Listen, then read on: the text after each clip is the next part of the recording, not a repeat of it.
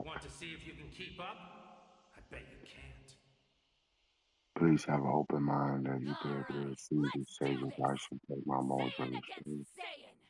No limits to stop us. The information that you're about to hear is not alleged. It's coming out of the infallible word of God. So if you don't like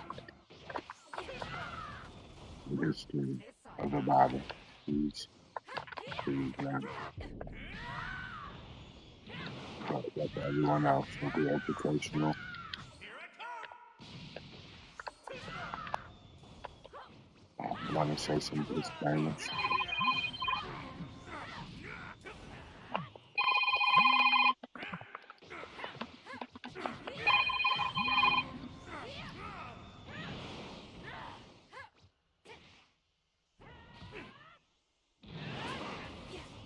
Come on, do better.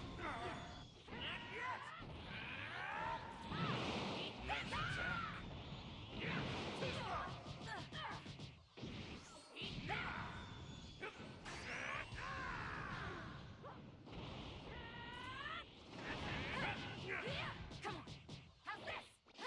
Come on. Come on. Come on.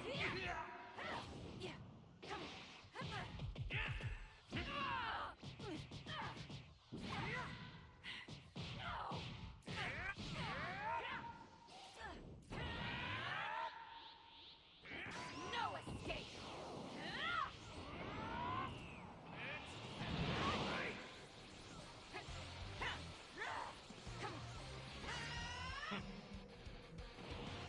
Do better.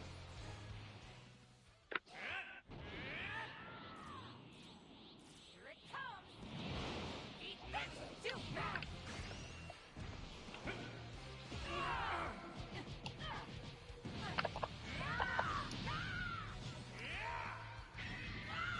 Okay, sorry for that. You won't surpass me. Not like this. I had to get that one. Um, Now I want to say some disclaimers before I get started. Before we start this segment, again, I have no legal rights to the videos you're about to hear. Please be intuitive. Have an open Want to mind see if that you you can did keep up? receive the sage I bet advice. you can't. Under Title All right, 17 let's USC do this. disclaimer, Saiyan against Saiyan. No Section limits to 107. stop us. Allowances is made for fair use for purposes such as criticism, comment, news report, teaching, scholarship, Good. and research. Come on. Fair use is permitted by copyright status that might otherwise be infringing. Easy. Nonprofit, educational, personal use tips the balance in favor of fair use. First, let's start with this video. It's all or nothing. Who Here we go. created evil? Come on. Nice attack. Yeah. Yeah.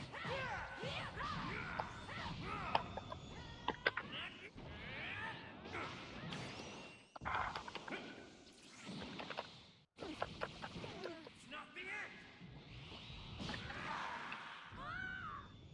Not that well read in the Bible or that come from a Christian Show you background, what it's I'm gonna made be of. kind of a mystery to you on who created Load evil. of this.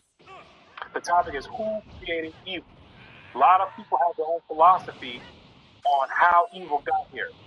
But today we're gonna delve into the Bible and find out how what God says or who God says is responsible for creating evil. How'd you Because like the that? Bible's clear on who created evil. It's not debatable on who created evil in the Bible. So that's what you're going to get the understanding on today. And It's gonna rock some boats. A lot of people are gonna be a little uncomfortable after seeing this message because it's gonna be a surprise to a lot of you on how evil got here and who's responsible for the evil acts going on out here on the earth. So with that being said, you need to sit back, you need to push your emotions to the side. We're going to deal with this topic on a scholastic level. We're going to go into the Okay. Bible and we're going to deal with it for what it says. So you need to put your That's emotions me. and Not take like them off to the this. forefront, and then you got to just open up your mind so you can get the understanding on what you're about to receive. Amos chapter 3, verse 6. Shall a trumpet be blown in the city, and the people be not afraid? Shall there be evil in a city and the Lord have not done it? See, the prophet Amos is asking a question. It's the topic of discussion. He says, shall there be evil I don't done have in a time to city waste. and the Most High I'll have God to is finish not this quickly. responsible for doing it? It's a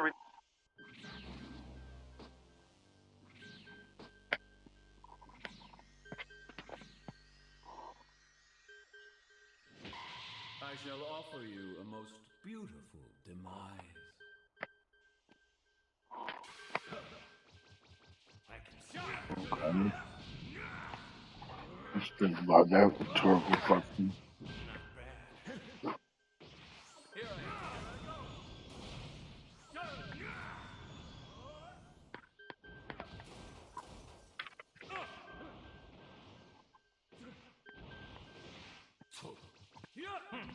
Yeah, how much sad it is. We won't go through this. We might not listen to all of it. Please get into a little bit shown in the title of the video. Face my divine wrath! Now witness the wrath of the gods! Face my divine wrath! Now witness the wrath of the gods!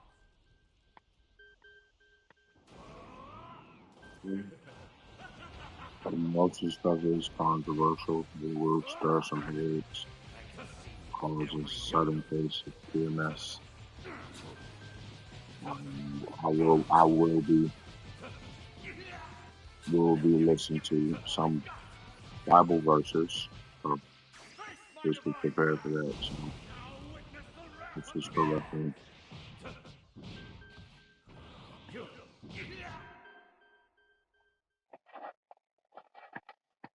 all right. Shalom to all the viewers out there. I'm Brother Yerashua, your host for the Bible Unlocked.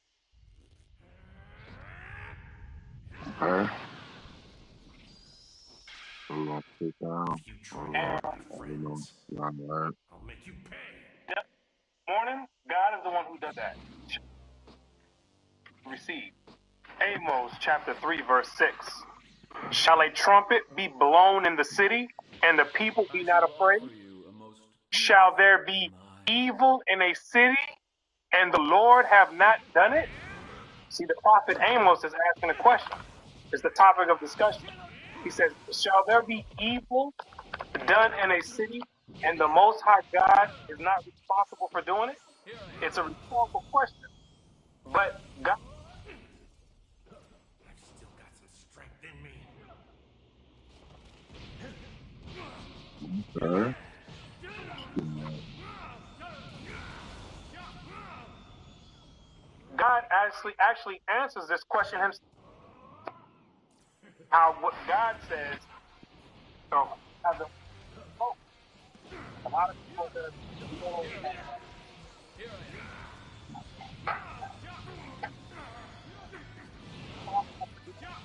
it's a rhetorical question.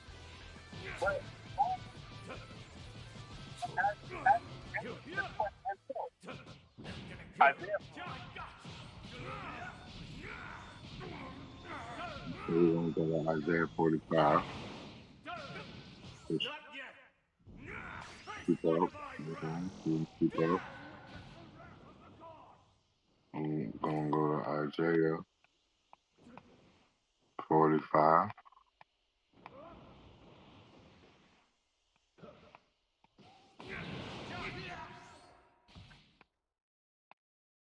Go to Isaiah 45. Say amen in the comment.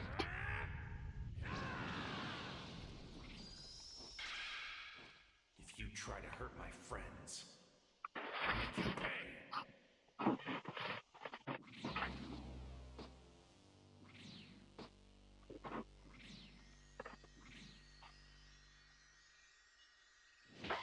I shall offer you a most beautiful demise.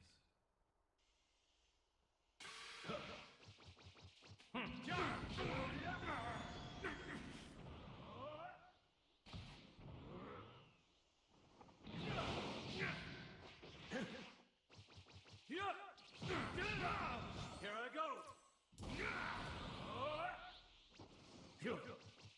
Not bad.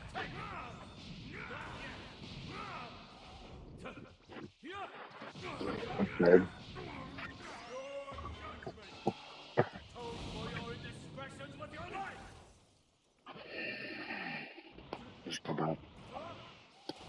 Isaiah 45, right? He answers this question himself. Isaiah 45, verse 7. I form the light. God says he's the one who forms the light. Sun go up in the morning, God is the one who does that. And creates darkness. And he creates darkness. So when the sun goes down, God is the one responsible for allowing the darkness to happen. I make peace, and God makes peace. When there's peace in your household, when there's peace between countries, God is the one responsible for doing that. And create evil. God says he does what? And create evil. Wait, I didn't think I understood that. God says he does what? And create evil. I, the Lord, do all these things. And just in case you didn't understand, God wrote his God, signature on the hopefully bottom of good. it. He says, I, the Lord, do all these things. Not Satan, not In anybody else. Isaiah 45, verse God 7. says, I'm the one responsible for doing all these things. I am the great I am. Nobody else gets the glory behind doing it. I'm the one who does it. He's telling you straight out, so you don't have to. There's no misunderstanding. There's no miscommunication. God is telling you straight up front. I'm the one who does this. When you see people getting killed in the street, I'm the one who does this. When you see people getting murdered, I'm the one who does this. When you see wars going on around, I'm the one who does this. 1 Samuel 2, verse 6. The Lord killeth. See, God is telling you he's the one who does the killing. He's the one who kills. It's without a shadow of a doubt. God is telling you.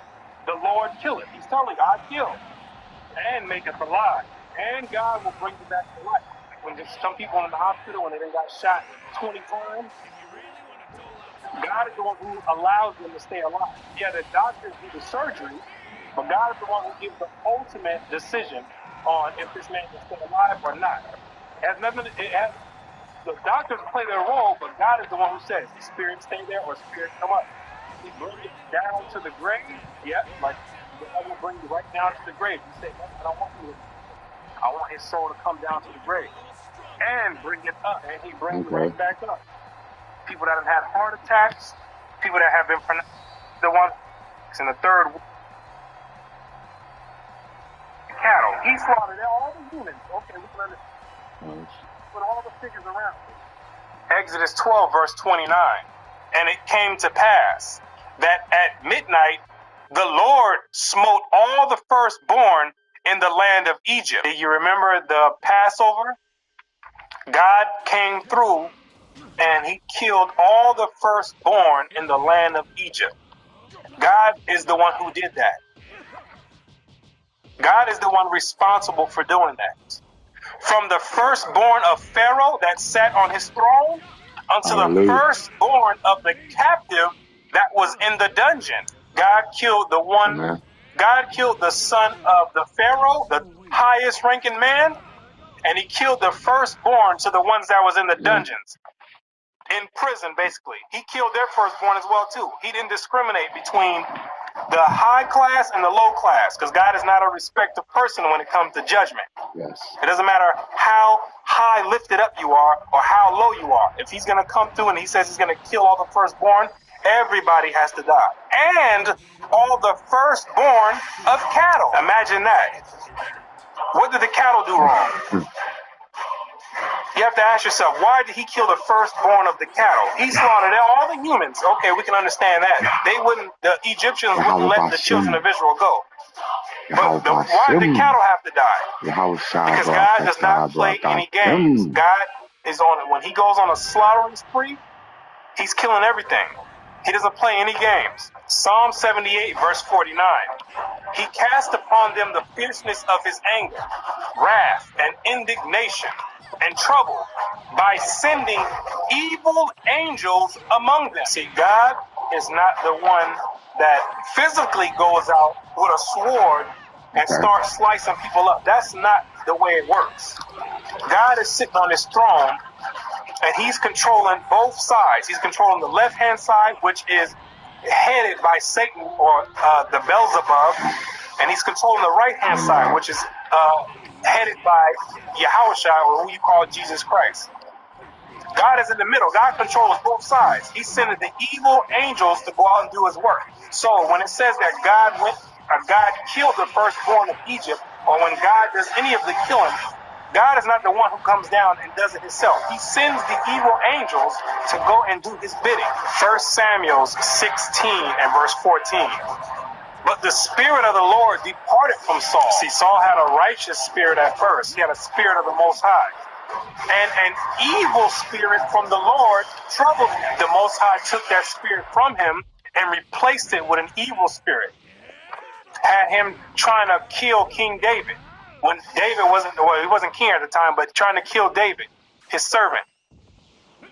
And David wasn't doing anything to him. But an evil spirit from God troubled him. And Saul's servant said unto him, Behold now, an evil spirit from God troubleth thee. See, they knew that the spirit came from God, not from Satan or not from anyone else. God gave the commandment to Satan to go and inhabit Saul.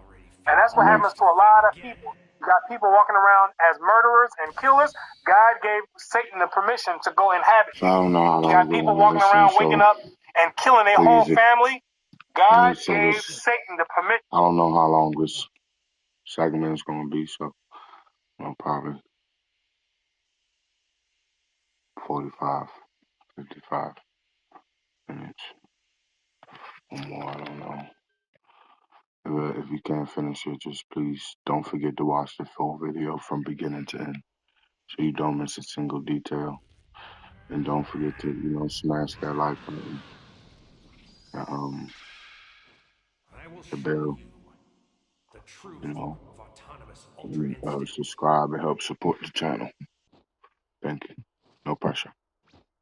This is gonna be a good match. Brother Jerusalem or Brother St. Michael. To go inhabit you. You got people waking up and kidnapping kids. God gave Satan the permission to go inhabit these people. That's the way it works. Satan can't get up and go by himself. Satan has to get permission from God. If he doesn't get permission from God, it's not happening. It's not happening. Satan can't just wake up one day and say, I'm going to go do my own thing. Satan ain't rebelling. Satan cannot rebel. Satan is already on the evil side. In order for Satan to rebel, Satan would have to come to the righteous side. Satan is already sent out to do evil. He cannot rebel against God. He's already evil. But when God needs to do something evil, Satan, go do your job. That's the way it works. It doesn't work any other way. 1 Kings 22 and verse 20. And the Lord said, Who shall persuade Ahab that he may go up and fall at Ramoth Gilead? God wanted Ahab to go up and fight at Ramoth Gilead because God was going to kill him there. That's where Ahab was going to meet his final destination. And one said on this manner, and another said on that manner. And there were spirits up there giving suggestions on how they were going to get Ahab to go up and fight. So one was saying this, and there was another spirit saying that. And there came forth a spirit and stood before the Lord and said, I will persuade him.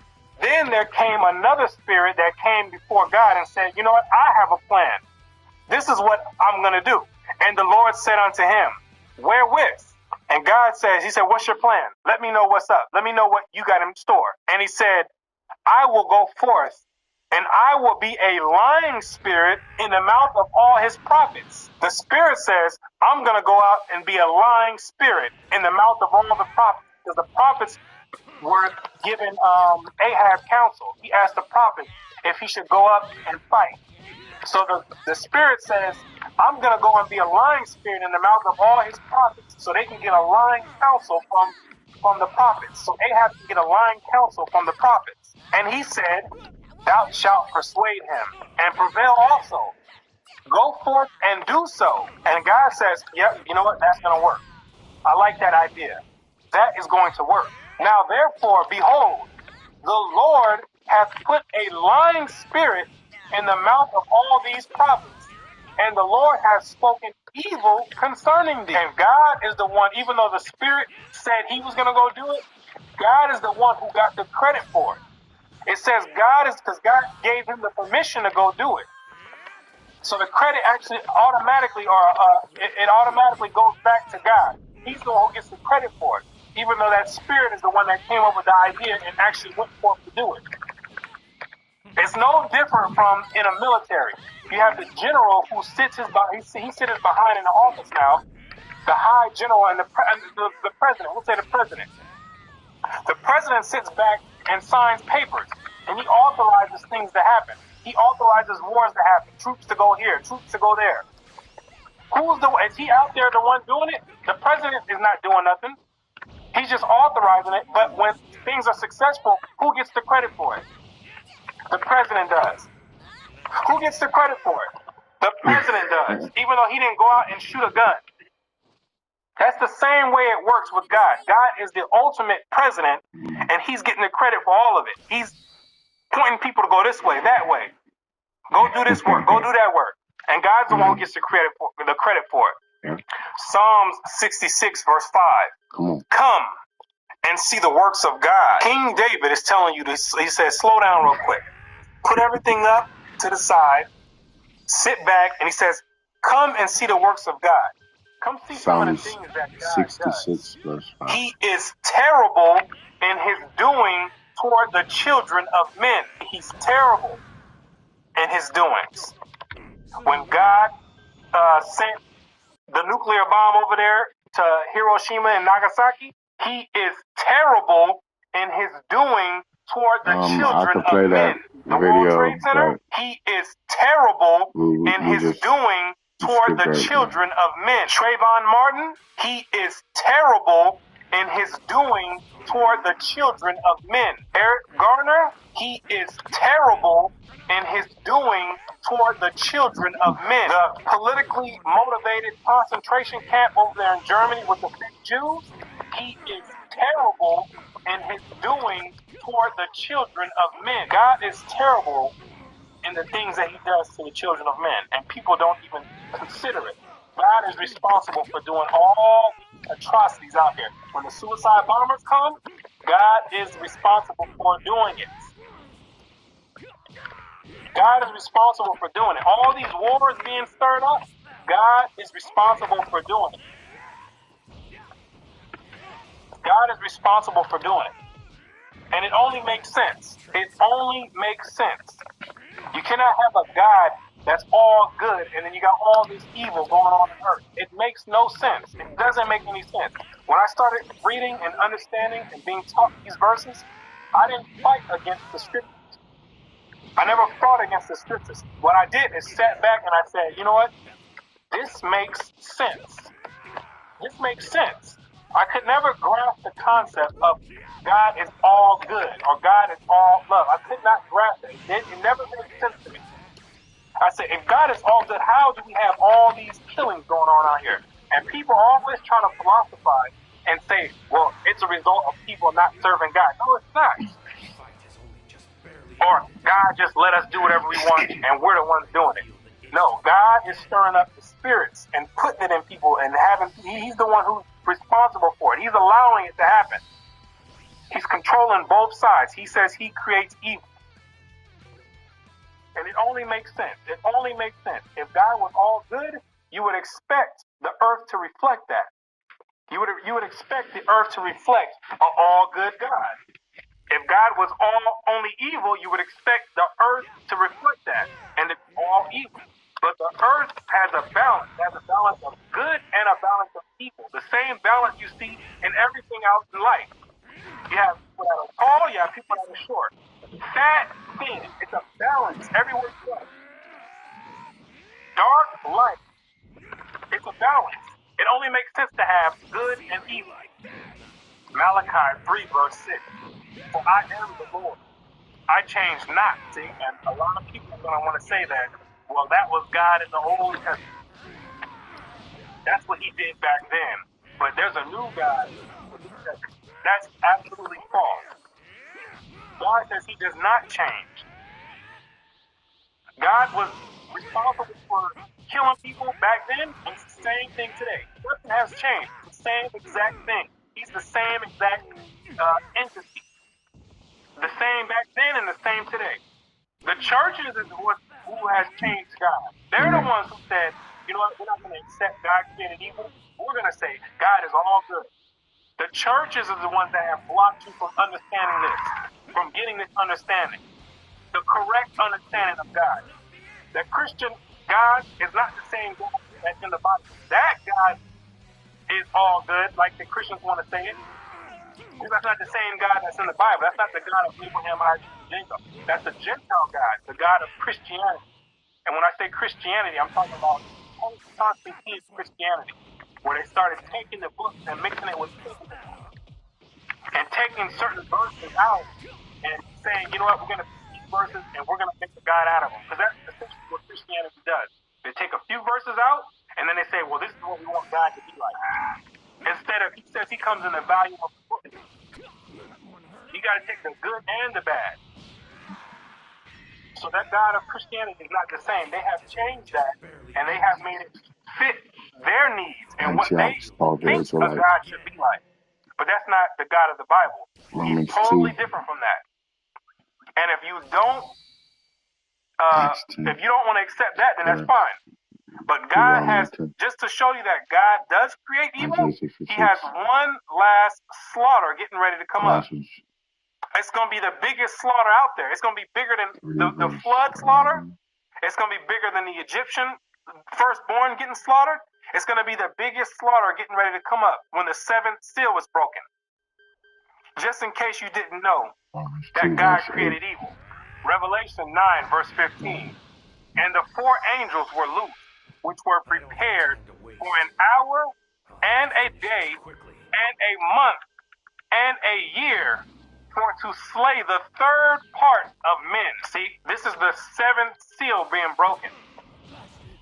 The last seal, and it's the fifth trumpet in that seal being blown. And it's going to happen on a specific time, a specific month. It's going to happen on a specific year, a specific month, a specific day, and a specific hour. God has it already written in his book. He has it already written down. And he's going to loose these angels to come out, and they're going to kill 1/3 of mankind. To show you that God ain't playing games. God is not playing games. And he's going to kill 1/3 of men. And the people that's stuck in the doctrine that God is all good, they're not going to know what hit. They're not going to know what hit them. They're going to be looking around crazy. You know how many people 1/3 of men is? If this were to happen today, there's 7 billion people on Earth. That would be around 2.5 billion people wiped off the face of the Earth in one day and in 1 hour. A specific hour is going to take place. That's all China wiped out. All China knocked out. That's all America wiped off the face of the Earth. That's all Brazil wiped off the face of the Earth. That's all Indonesia wiped off the face of the Earth. And all Russia.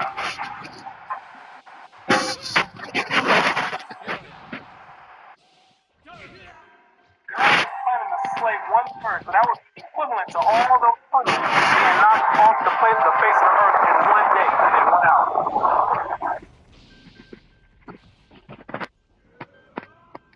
Concept of God, because that is going to kill you. You're going to get killed in that concept.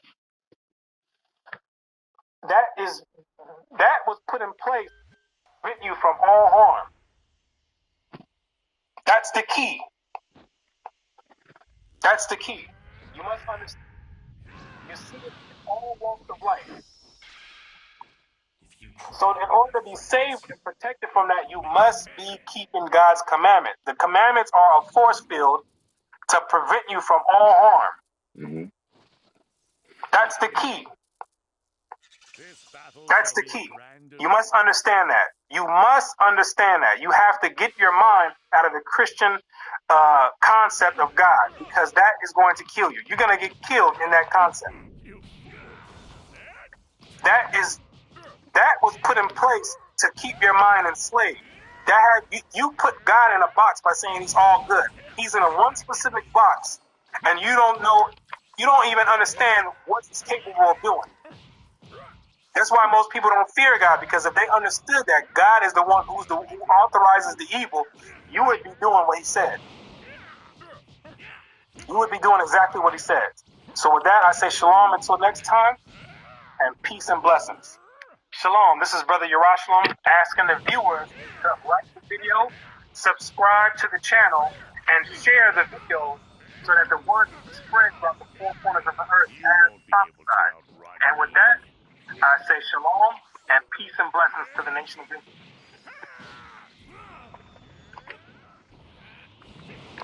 Try to keep up. Too slow. Nice work. Let's attack.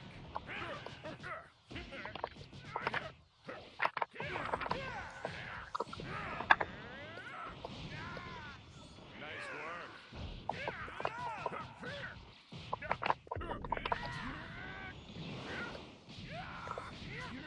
See, all the scriptures he had, no, Quite memorized, You you won't know? be able to outrun me. Right, let's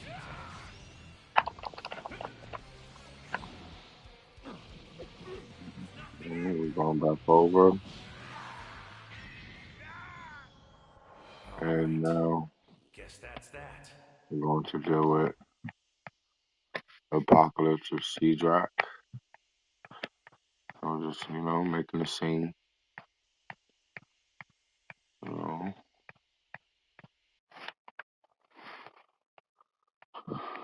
just enjoy.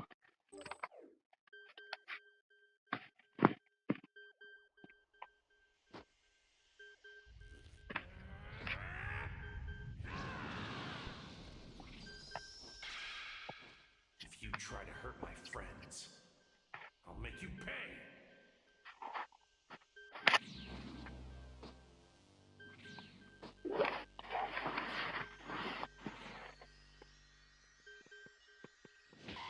I shall offer you a most beautiful demise.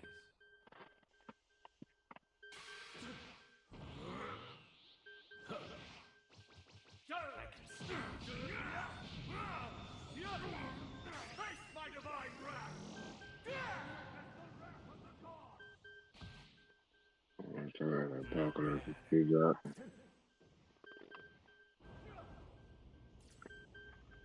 Again, I have no legal rights to the video. Listening to, Your judgment! For your indiscretions with your life! enjoy.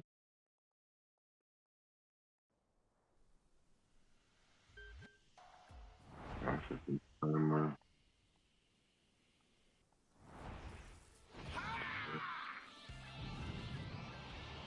I'll bury you with these fists. Bring it!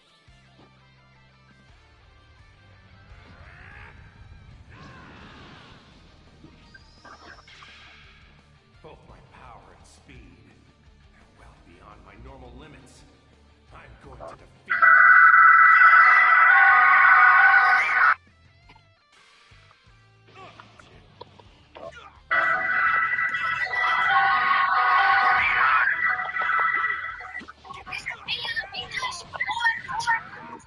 Five boy, two, 5 boy.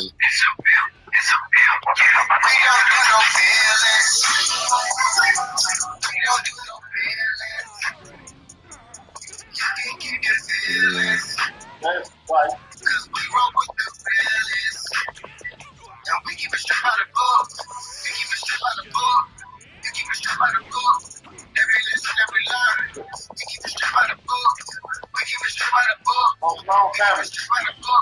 family. Got Howard Brown in the building. Howard Brown. What's going on, my brother? That's it. At the end of the day.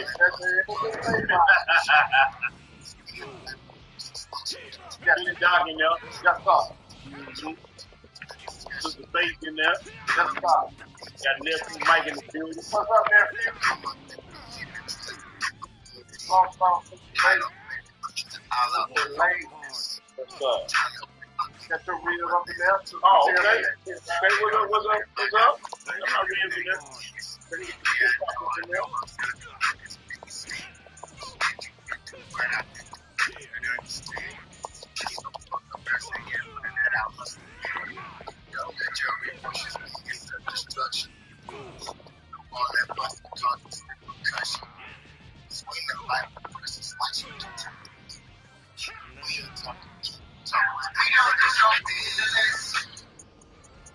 We don't do nothing. Hey. What up, sis? All right, let's get it. Prime time. I can already feel the itch to fight again. Enclave C-Drop. It's going away. We just gonna listen to Yeah, go ahead. I am.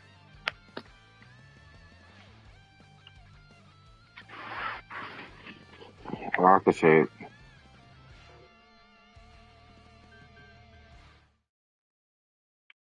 C-Drop.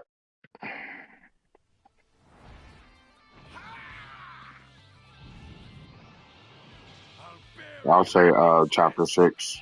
Yeah. We'll say chapter 5. That's right. Both my power and speed. Well, Stop with the no food. limits. I'm going to defeat you. For punch. If you love us. The mind of devil. It was by your will that Adam was my mind. Made 16 kilo volume of one. Let's see what our brother C-Drac. C-Drac was just like he had to know a whole lot. But and we're going to hone in on another shout out to my vein, young lion, my son. Remember this right here. Y'all been here down Come back. Go ahead and read. Started that one, bro. C-Drac said to him, it was by your will that Adam was weak by me. You commanded your angels to work it out. Disobeyed your order. Yeah, now we're going to read that over there in that story of Adam and Eve. He talking about the one who teach him on the ain't talking about Satan. Right. He disobeyed when Michael brought him to Adam to worship him, and Satan said he wasn't going to do it. But go ahead and read. He did not worship. He did not worship. And so you bad it, y'all praying, and did not come forth of your hand. If you love man, if you love me, Lord, why did you not kill me? Why did you leave this young old man and torment me? If you love creation of your it's like it, brother. Go ahead and read. The artificial of all of this. Yes, sir. He can fight against it. Who can fight against him and do? He enters the heart of Jesus. Wait a minute. He entered the heart, the mind, the devil, being like a smoke. When you see the barbecue smoke, when you hear a fire or whatever, you can't stop it. I just know. And he said, man, Satan's so crafty. He the artificial, he the originator of all this. He enters man's mind like a smoke. Unaware. Because guess what? Who said, man, how can you overthrow a house at first? Mind. See, he done went in your mind, he done binded you up. Like, and then he done entered you like a smoke, brothers and sisters. Really? And you don't even, sometimes you don't even know he done snuck in your house. And he just walking around plants. And teaches men what? And teaches them all kinds of sin. Yeah. He even fight against you, the immortal God. Right. And so what can pitiful man do against him? Right. Yeah, have mercy, man. and destroy punishment. Otherwise, receive me also with the sinner. For if you will not be merciful with sinners, where are your mercy and where is your compassion, O Lord? Now, Shadrach is asking the Most High to destroy punishment. Why is Shadrach asking the Most High to destroy punishment? Because Shadrach sees how he slips back and forth in the sea. He said, man, ain't no way in the world I'm going to escape punishment. So, Lord, destroy punishment. If you love us, Get rid of that so I don't have to deal with right. it. That's why I'm Exactly, bro. That Roman said. So Shadrach said, Lord, you just don't destroy evil. Why didn't you kill Satan? If you ain't going to kill Satan, destroy punishment. What's that? man, why don't you just get rid of this joke and we ain't got to worry about dealing with all this foolishness? Because, we all go. I can't say for y'all. I know I go back and forth, every now and then. And see, this is the thing. This is the battle, bro. Trying to stay in divine order or dealing with this Babylonian chaos. Right. Lord, tell Shadrach something. Jump on down to chapter 6. We're going to read chapter 6, man. We're going to read verses 1 through 6. What it say? God said to him, be it known to you that everything which I command man to do was within me. So everything I commanded you to do, you can do it. Right. You just choose not. That's why I say it's your choice. He said, everything I commanded man to do, it is within his reach. I'm gonna pause that. Brother, it's in your reach to love your wife as Christ loved the church. Come on now. Sister, it's in your reach to submit to your husband as you submit unto the Lord. Yes, sir. It's in your reach. But you make a conscious or unconscious decision not to. See, that's why I say, stop with the foolishness. I don't want to hear it no more, man. I'm struggling to get it. It's in your power.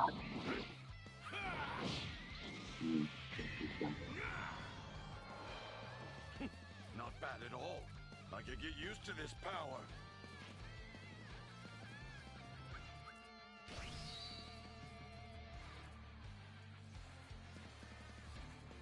If you man, the book say, man, if a man ways please the Lord, he'll make sure your ways ain't pleasing the Lord. You ain't studying, and you ain't praying, and you ain't looking, being watchful over your house and walking therein. Some of you jokers sitting around, they need supposed to be quote unquote what you call it, polygamous, and they ain't take care of that. Some of you jokers call yourself Hebrew Israelite, and the woman out working you while you at home playing PlayStation. Then when she comes to the door, you got your face and look like you've been reading all day. Playing. You ain't been reading your book all day. That PlayStation controller hot as I don't know what. He read it.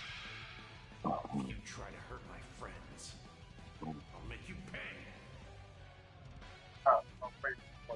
Your brother people, you better known as Kevlar is good.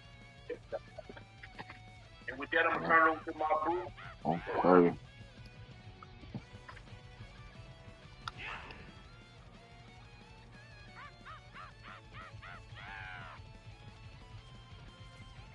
I'm not backing down.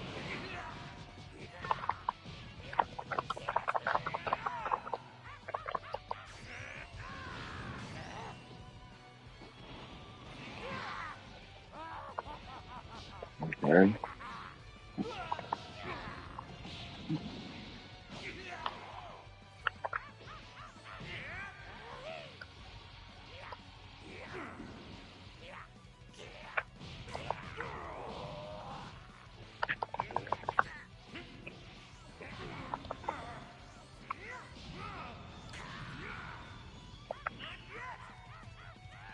I'm not backing down.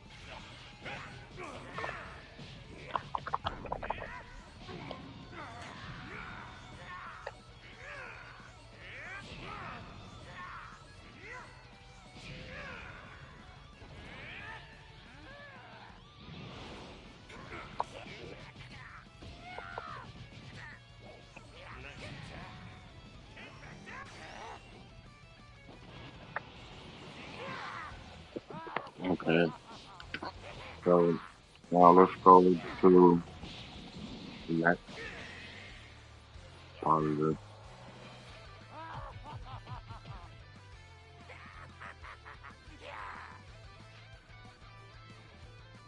Only the Packers receive that too. That's 6.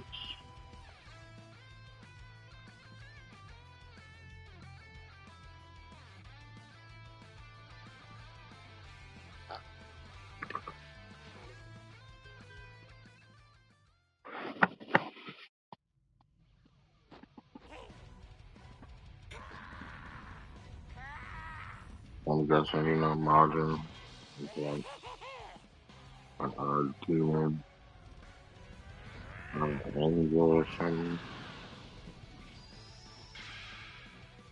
Um, My friends. or reptilian can make ball or margin, yeah.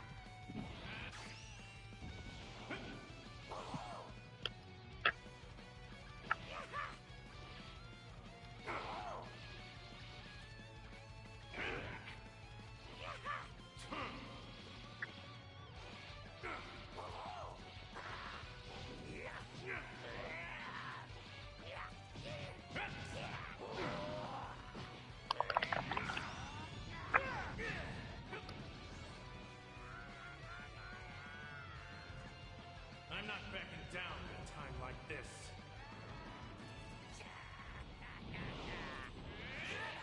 Let's attack.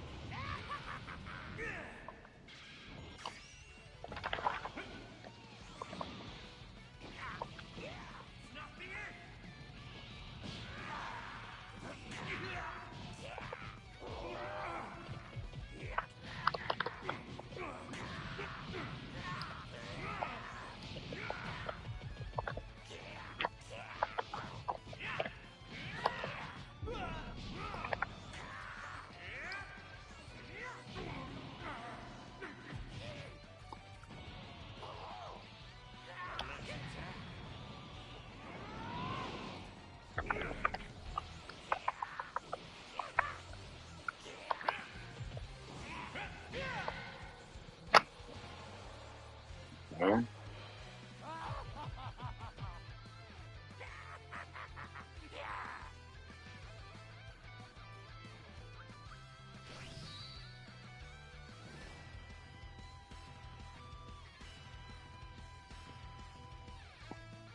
Let me read the Packers receive that.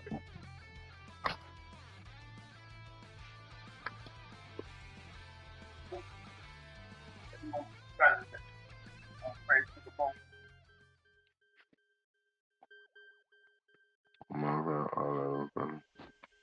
They can run the house.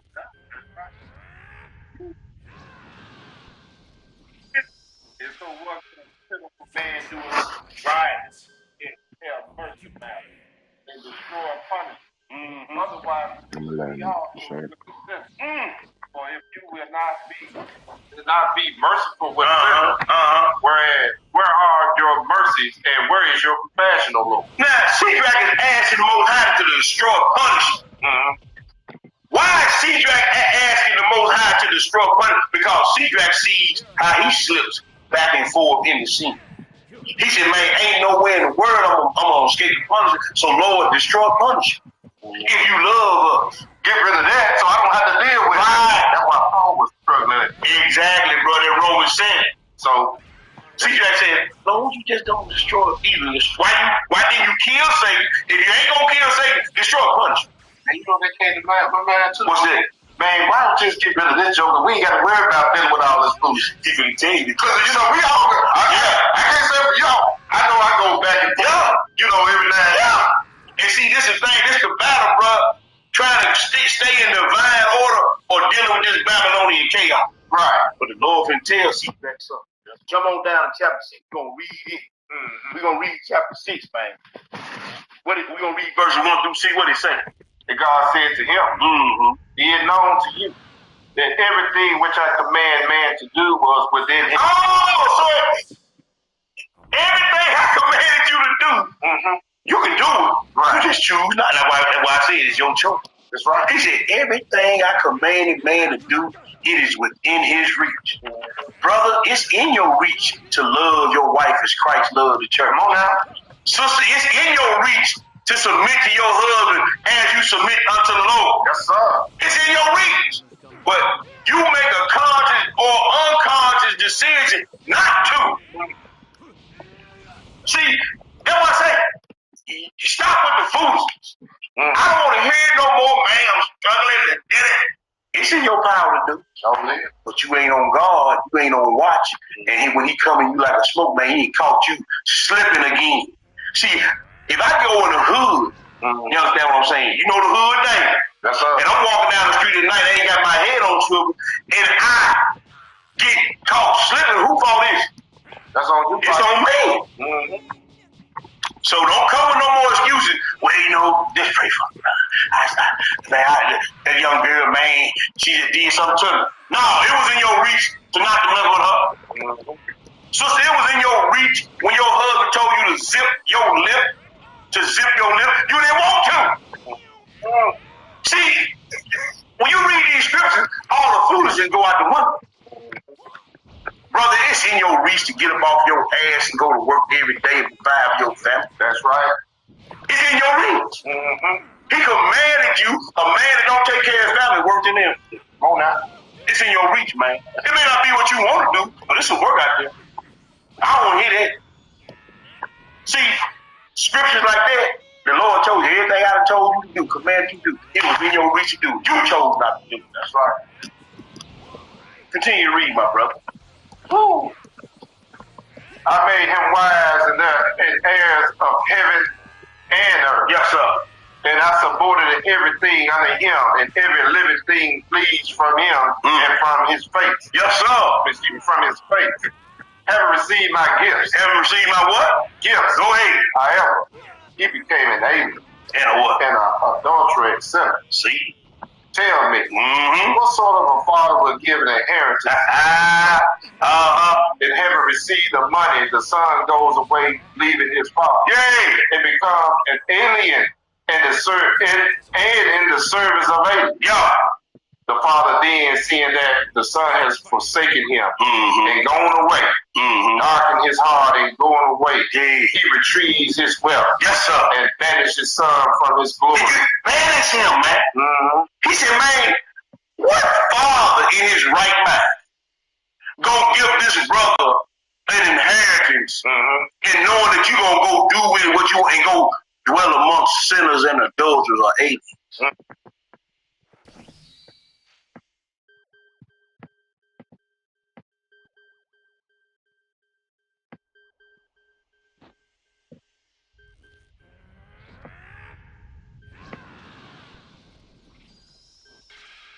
And some of you jokers sitting around that need supposed to be quote unquote what we call polygamous, and they ain't even take care of that. Some of you jokers call yourself a Hebrew Israelite, and the woman out working you out, you at home playing PlayStation, and then when she comes to the door, you got your face and look like you been reading all day.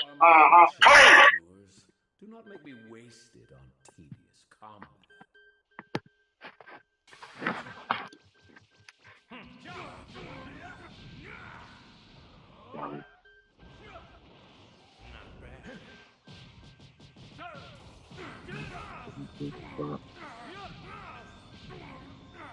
Hope you're enjoying it.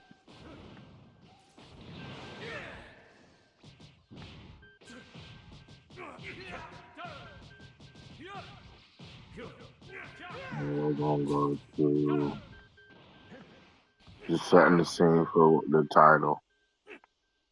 We went to the pocket to see God. Listening to created good and evil.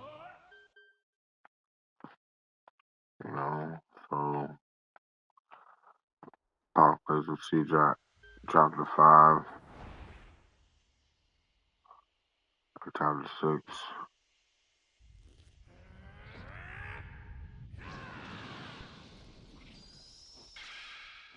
It took me a little while, but I I think I've now finally reached the same level as you.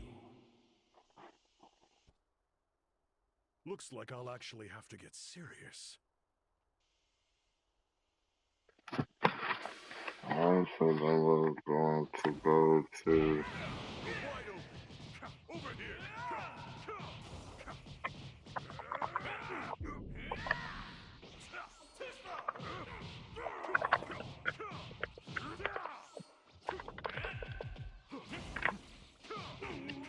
Over here. Forward.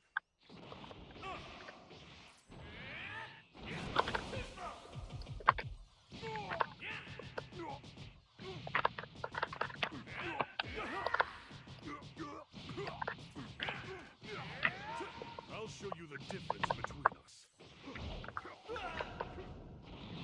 This is everything.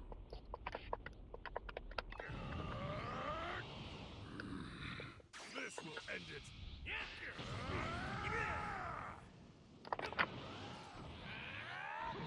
You're wide attack. Can't lose.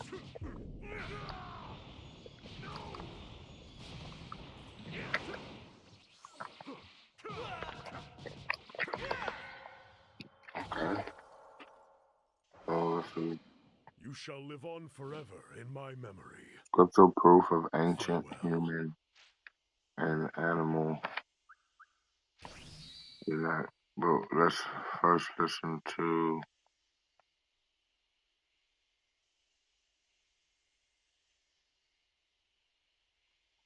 what's this? Bereshit, Genesis 6. Genesis 6. And it came to pass, when men began to multiply on the face of the earth, and daughters were born unto them, that the sons of Apparently, these are the hardest words to pronounce. Almond.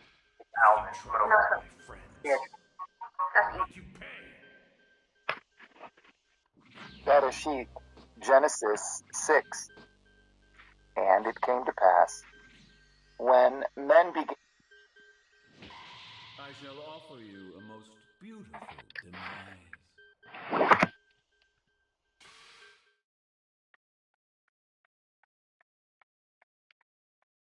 Okay. And we're gonna listen to that modification. We'll listen to the modification in Genesis 6, and then we're gonna listen Can to you it possibly keep up from with me and my the attacks? speaker, welcoming, introducing Sharon Tell Trumpet this is Pepper gonna that be was a good fight. you was just listening to.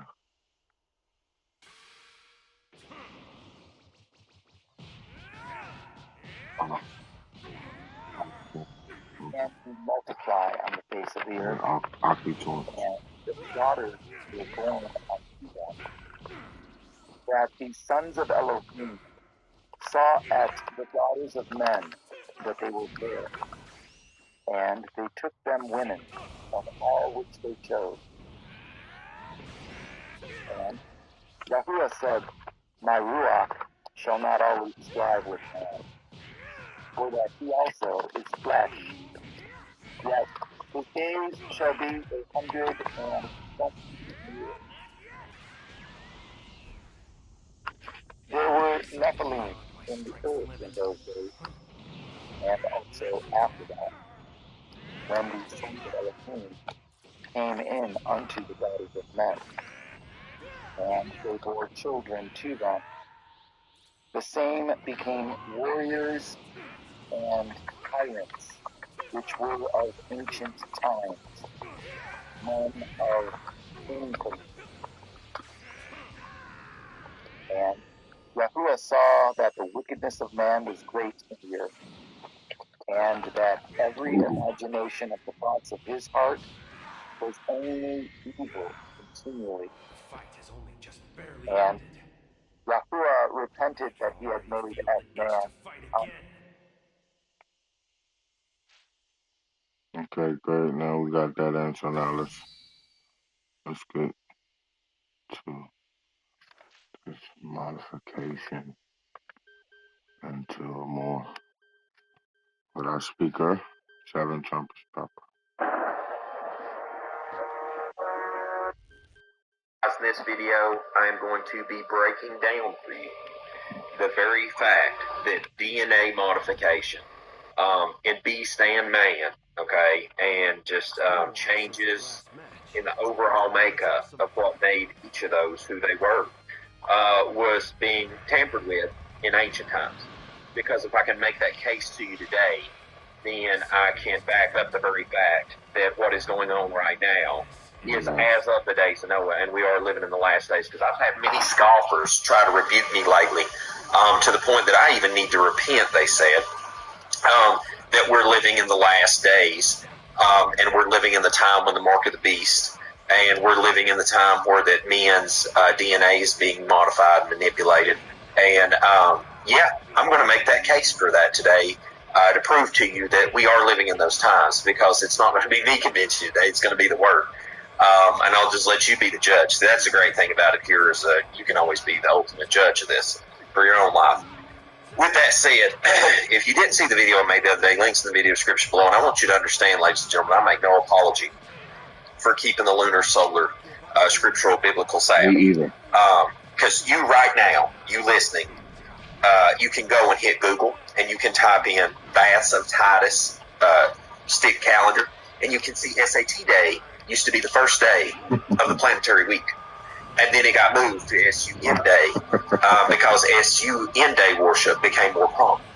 And that's just one calendar modification of the pagan, papal, Roman, Catholic calendar that most everybody follows. And if you're going to follow the Father, you need to keep it on new moons, Sabbaths, and keep his festivals. It's that simple, and keep it on his calendar. And I make no apology for that. I don't care who I lose out of my life.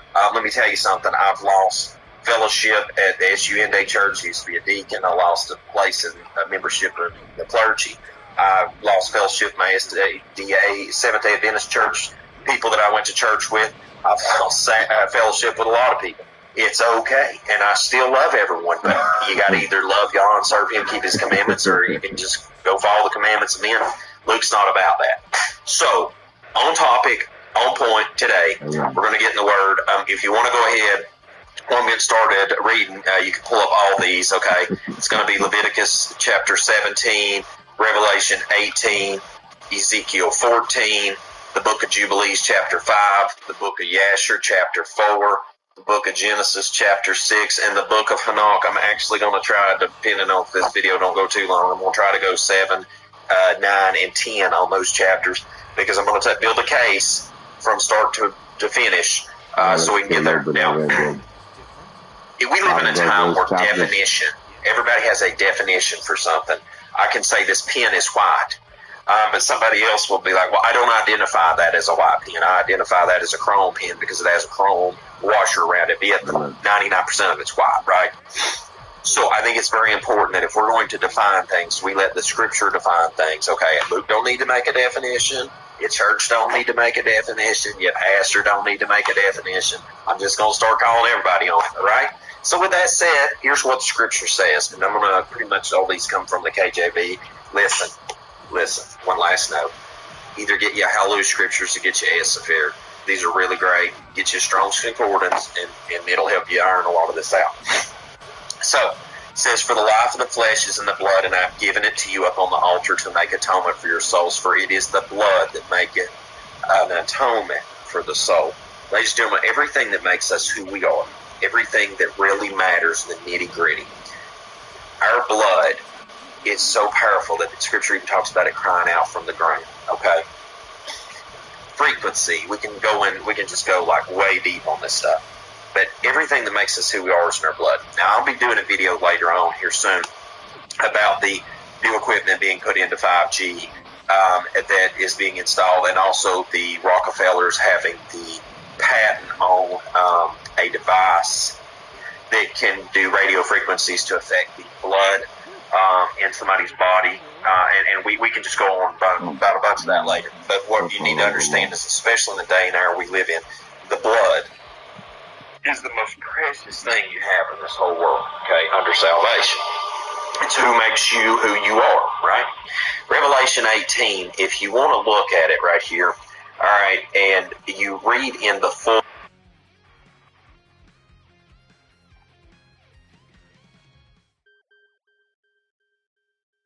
and also the Rockefellers having the patent on a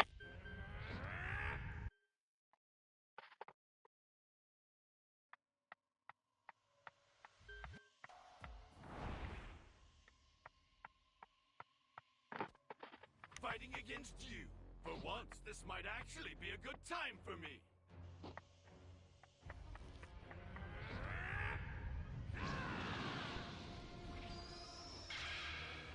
There's no turning back from this now. This will be when the true battle begins.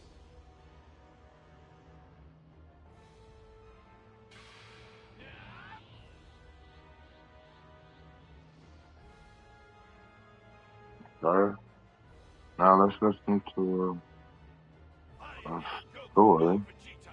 I am the man who will defeat you. After that, giants.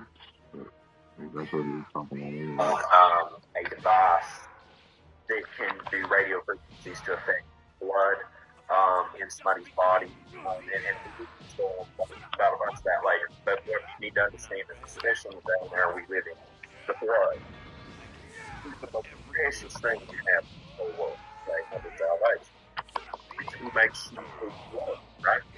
Revelation 18, if you want to look at it right here, all right, and you read in the full depth of it, all right, that's fine if you want to, but you can see here that on down that there is a explanation given about Babylon and what's going on in it. And one thing that is interesting is that it talks about, and the light of a candle shall shine no more at all in me. The voice of the bridegroom and of the bride shall be heard no more at all in me. For thy merchants were the great men of the earth, for by thy sorceries were all nations deceived. Also, guys, I apologize for here a little bit of running back. I've got to keep going in here today. Sorceries, it's actually pharmakia, drug, sorcery. Right, so something's going on here in the last days, and we know that as of the days known, so maybe study right, the read the 5 words. So we have to see a repeat of that. Now, before I go way back, I think we need to get a hit. And if you look at the 14, Ezekiel's time, an important thing got addressed to that though Noah, in Ezekiel 14:20, all right, verse 20, it says, though Noah, Daniel, and Job were as I live, saith Yahuwah Elohim, they shall deliver neither son nor daughter, they shall but deliver their own souls by their righteousness, But it's important to understand, because I'm about to back up, and you can see in Jubilees that in Noah's day, his family was actually spared on behalf of him. By the time it got to Ezekiel's day, even at that time, even Noah would only have been able to get himself out of the situation. And Daniel, we know, was a super righteous man, and Job, I mean, he lost it all. You know, Satan had to learn the hard way in the end that the most important thing to Job was the Most High Yah. Everything else was a background. So, you know, long and short of it, if we look at that situation right there, then we have to understand the paramount importance of how far grossly gone things were then. Imagine it at now, ladies and gentlemen, the mercy of Yah that is just holding things back, right?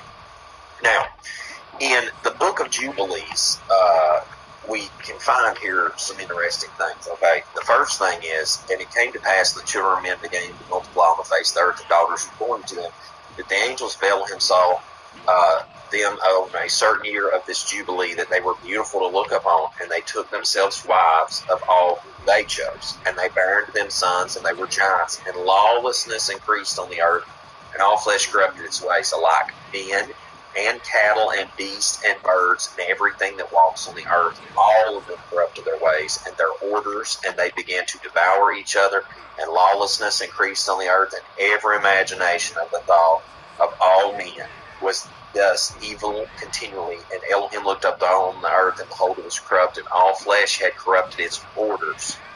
and there were up on the earth had wrought all manner of evil before his eyes. Now I want to just kind of pause. This is the first 3 verses in Jubilees 5. You got to understand something. People always want to like mitigate and minimize things. Please know the ants and all flesh had corrupted its orders. Okay, so like everything's jumbled up, mixed up, ain't even what it's supposed to be anymore. And then they were up on the earth, had wrought all manner of evil. So they're doing evil and they're jacked up. Can we just please put both these things together? Because we're working this pace up, okay? And he says here in the 4th verse, the manner of evil before his eyes, and he said that he should destroy all man and all flesh upon the face of the earth, which he had created, but Noah found grace before the eyes of Yahuwah. And that's pretty much cumulative reading from verse 1 through 5. Now, I encourage you to read all these chapters, but I'm trying to keep this minimal today so that we get the core of the matter. And it says here in verse 19, and he will show mercy to all who turn from all their guilt once a year.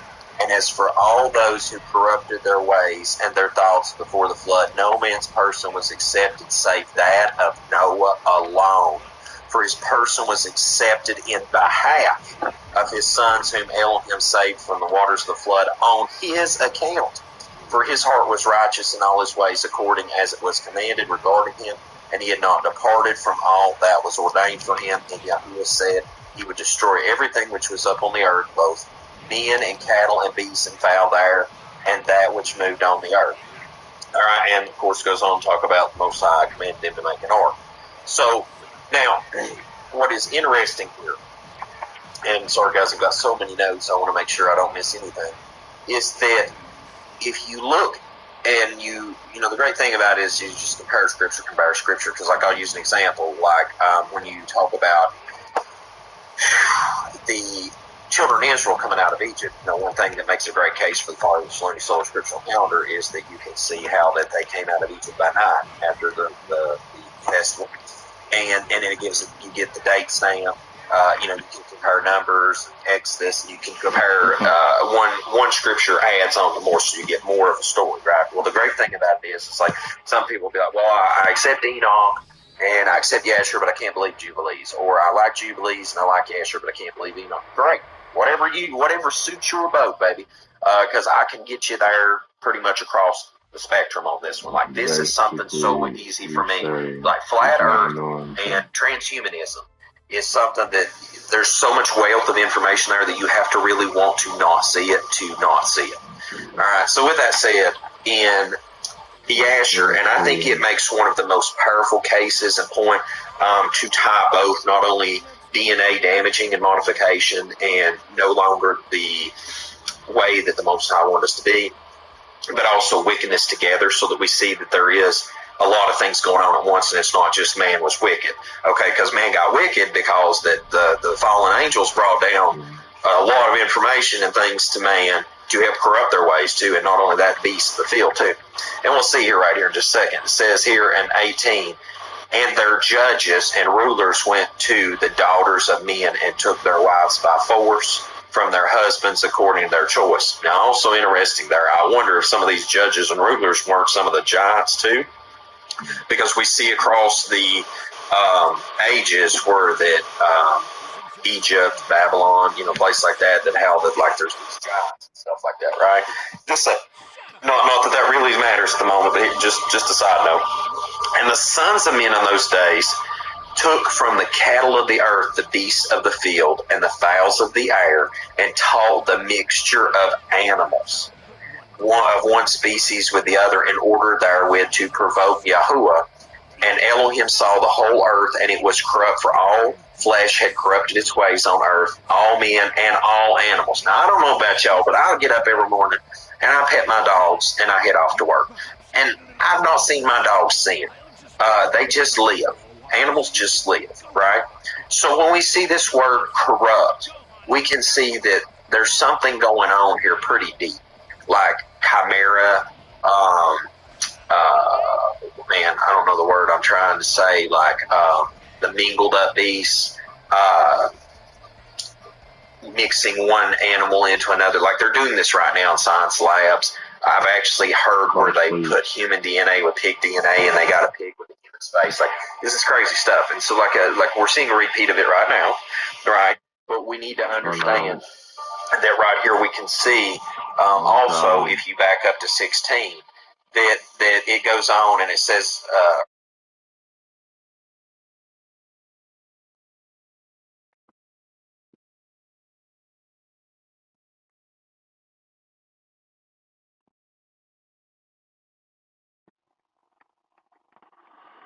Now I'm back. Let's go back to this. And by the way, we're gonna hear Shaquille O'Neal, Kyrie Irving, and Draymond Green repeat with 7 trumpets, peppers, studies for, go to school for. But they go to school to indeed play basketball, so they wouldn't risk their fan base by telling you a lie. So let's listen to the Book of Enoch. The Book of the Watchers, from the Book of Enoch.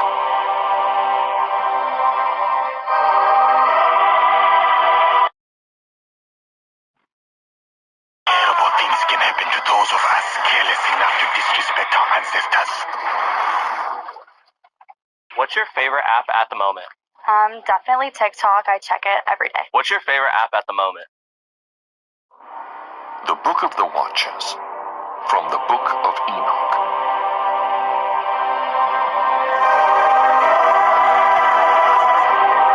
Parable of Enoch on the Eliminate 100 earthlings and pile them here before I return in one day. And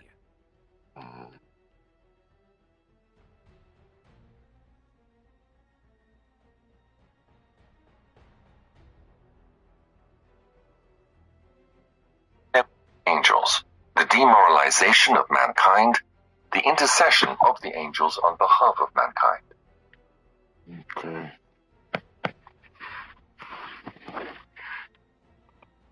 Let's see what take on.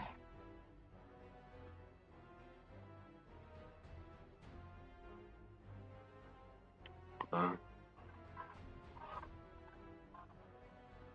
All right. Perfect.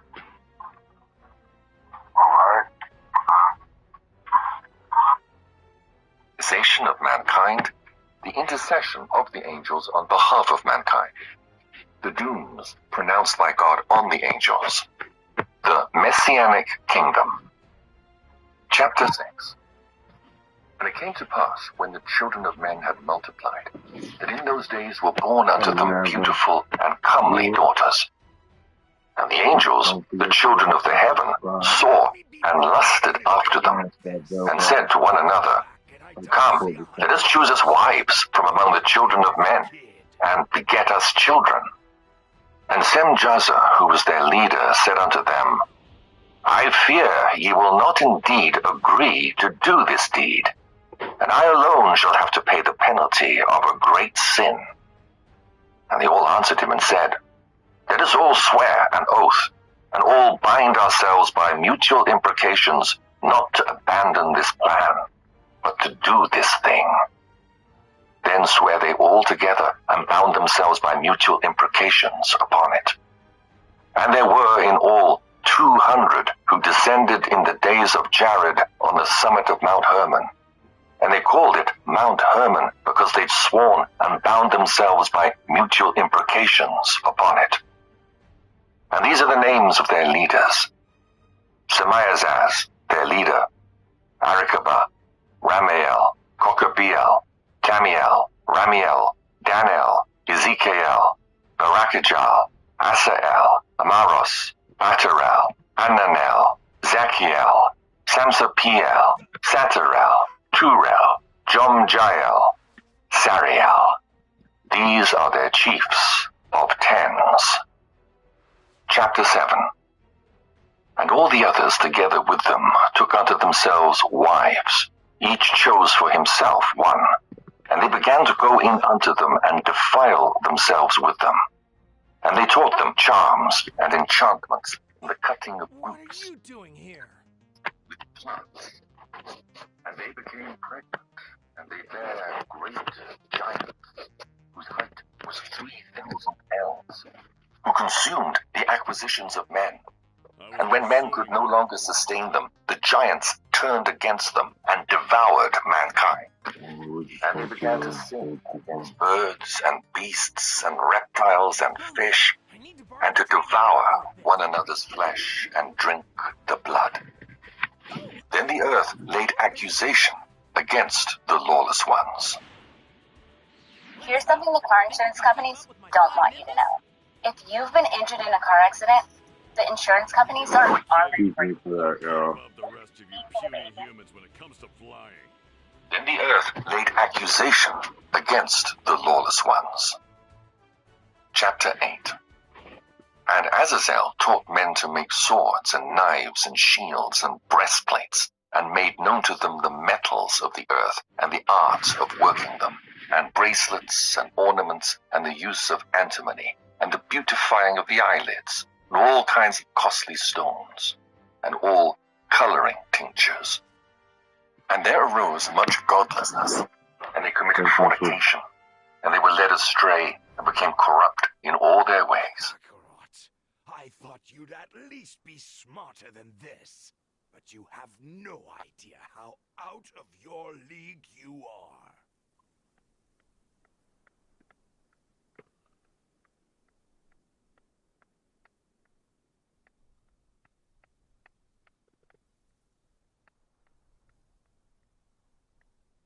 So let's see. Right there.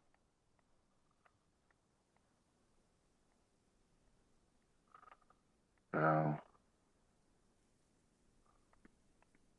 so listen to that.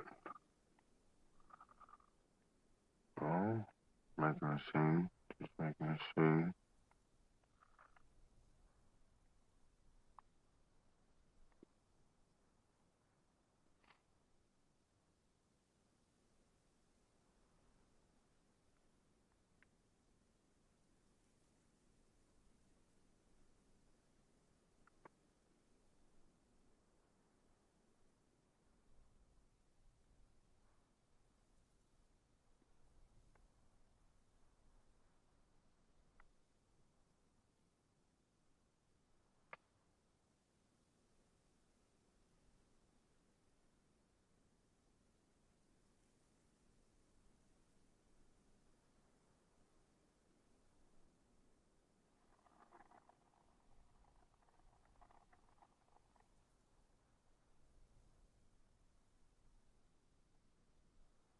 Let's skip the pleasantries. We're here to take you down. Simple as that. Okay, let's see. I'm sorry, brother. I was thinking about my offer and I've changed my mind. You'd probably just slow the rest of us down.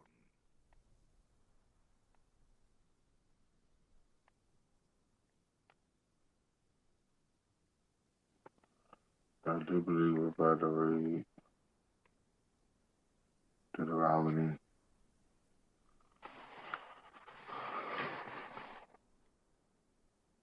17. I'll click. There's a verse in there. And for betraying the Saiyan race, you will die!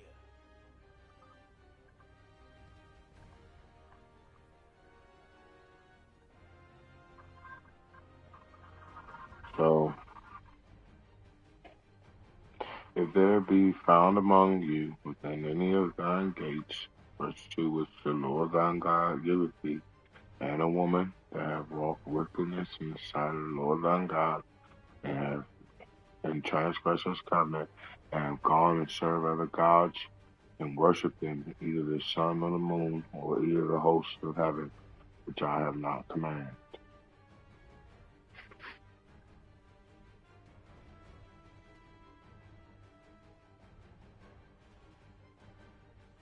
Okay.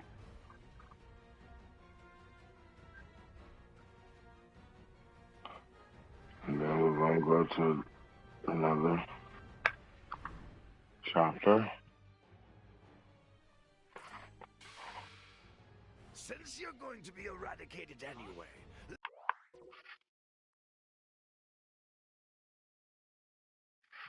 let me share a little something with you. The two sayings I mentioned earlier, they're even more powerful than me. You could train yourself for a lifetime and never even come close to their level.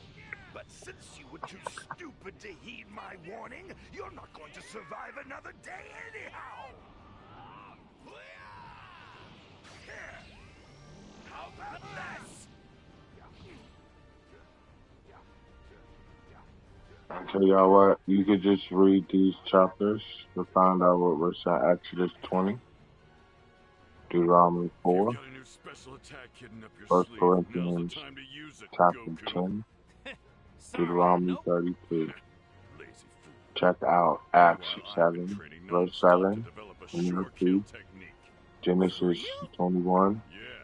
9 The through problem 12, is it and takes some time to charge up before I Galatians can use 4, it.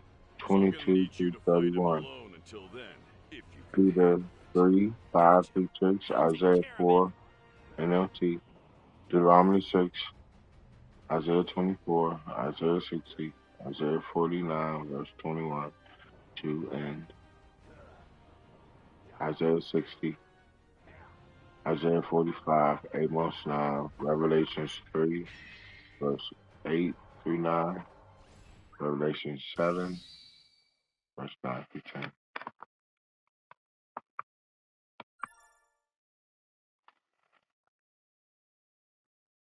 So we could you could check out the books of Adam and Eve, first and second book.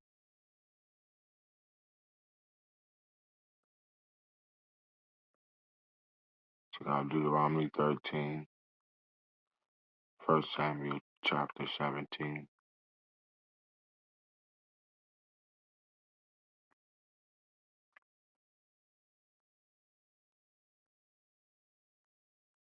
And let's get into it. Let's get into it.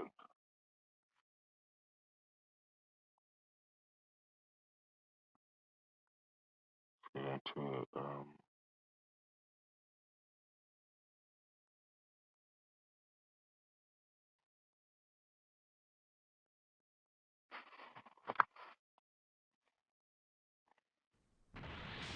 Say goodbye, Kakarot!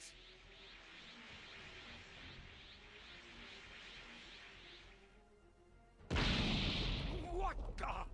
Power level 1,307?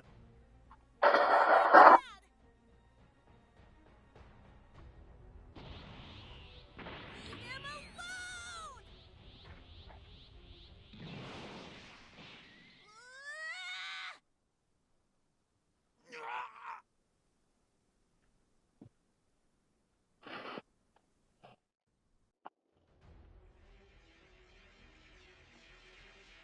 No, stop!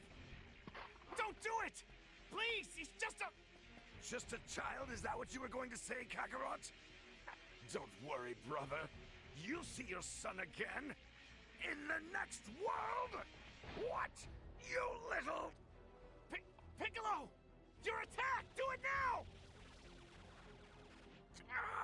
Are you insane? Maybe, but... it's the only way to beat you! Sorry to keep you waiting.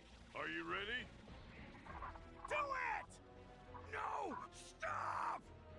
Special beam cannon!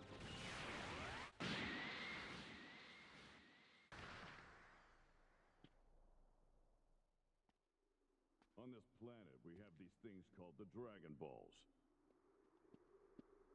Gather all 7, and together they have the power to grant any wish, even if it's bringing someone dead back to life. You can all go to hell. Still, I thank you for the information. Everything that has happened here today has been transmitted. to my two Saiyan comrades deep in outer space. When they've learned that I've been killed, they'll come to avenge me. Where the firstborn son of the first wife has. No, this is.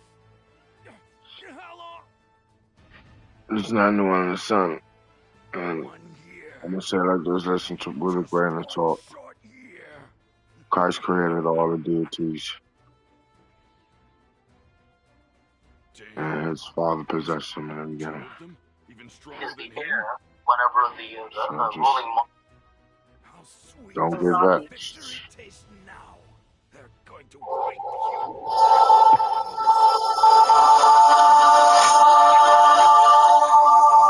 Worms you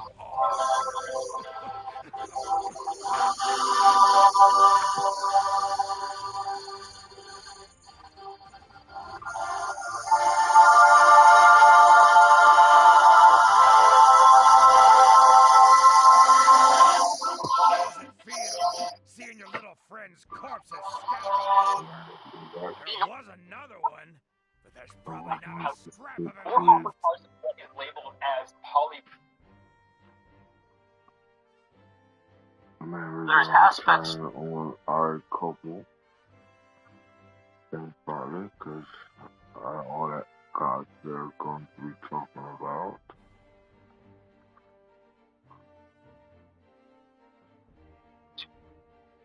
no different than the Ottoman Turks taking over Constantinople in 1453. The raping of the Saxons that took place as a result. This is a rape invasion, and it's a direct response to the comeback of the divine feminine, the resurgence of the mother goddess divine principle. Who are these rapists, these hybrid sewer scum rapists going after? They're going after women. They're going after young girls, right? And they've been turned loose. They've been turned loose, and it's uniform. It's happening in all these countries. So it's a concerted effort. So yes, it's global. It's global. It's got nothing to do with their alleged creed or whatever the case may be. That's just a distraction, and people think that they can't see the forest for the trees. And if people are that confused about something that blatant today, how can they possibly understand what we've been talking about, the wars of gods and men, and how these gods, Enki and all these other gods, Marduk and whatnot, their male scribes, under the direction of male gods, are writing this version of history, which always seems to favor the patriarchy, always seems to favor the males. So, and that is suspect in itself, and how no one sees this. It's just mind-boggling.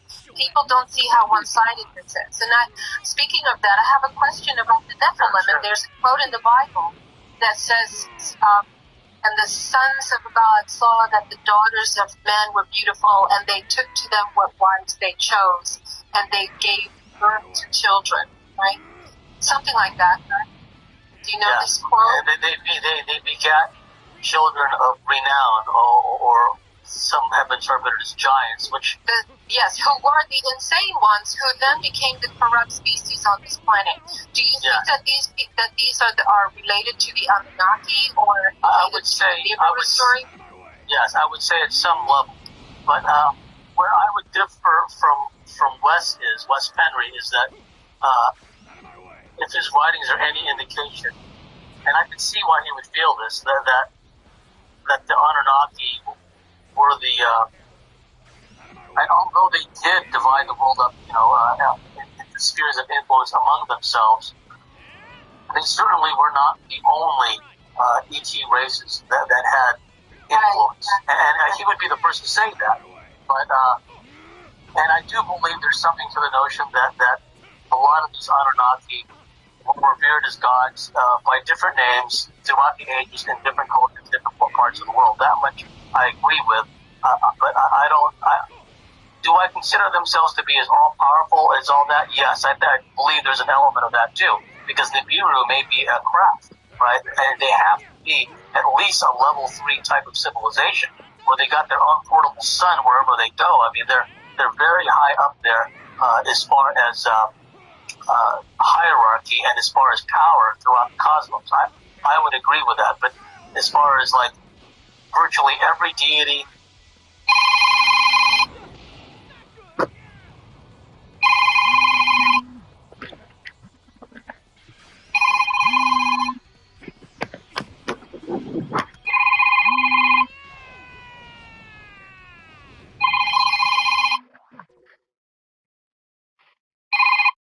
Being another name for Anunnaki, I'm not too sure about that. That being said, I do believe that the devil is described in chapter. I believe that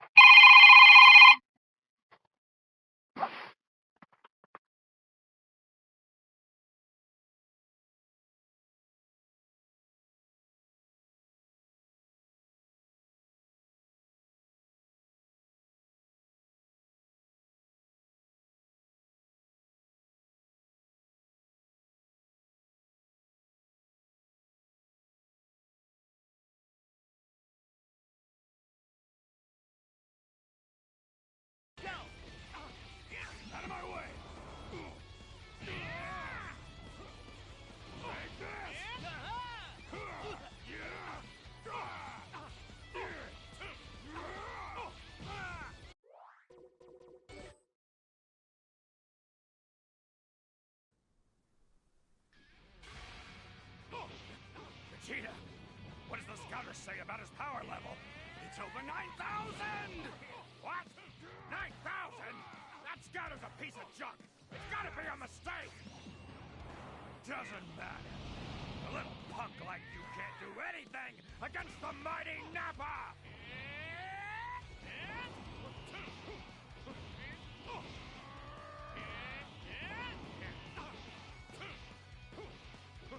Out of my way!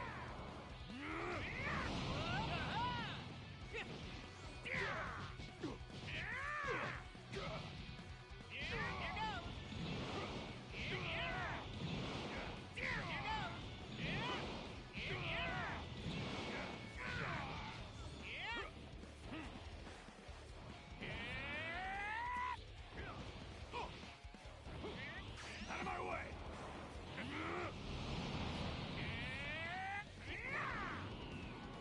All right, let's go.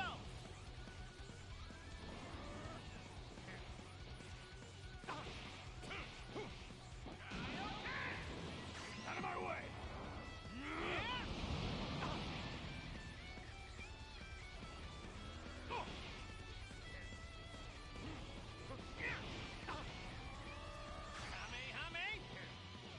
Just die!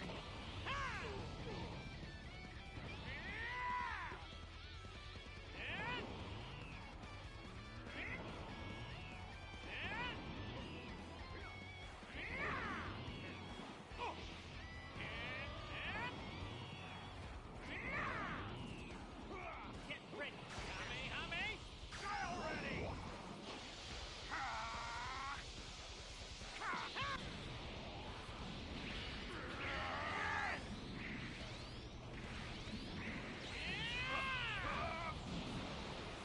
This is insanity! How could anyone gain that much power in such a short amount of time? All right. You're the greatest, Goku. Show that musclehead who's boss. Get him, Dad! Kamehameha.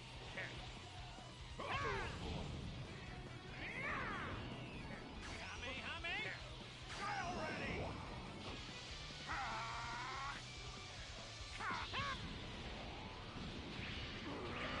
You won't beat me.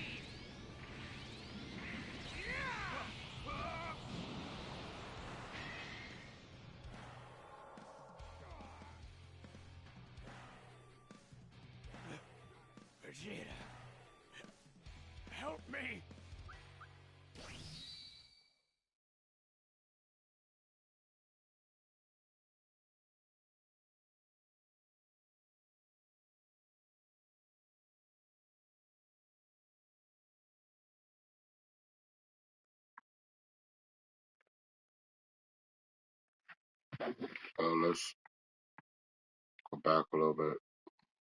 All right.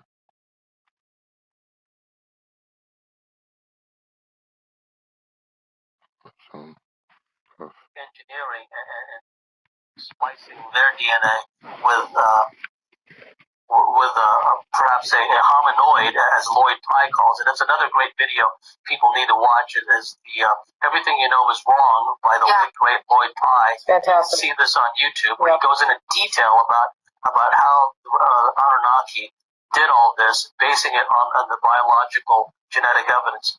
And so, by either genetic means or through mating, and I think eventually they were able to create these genetic hybrids that were compatible as far as mating purposes were concerned.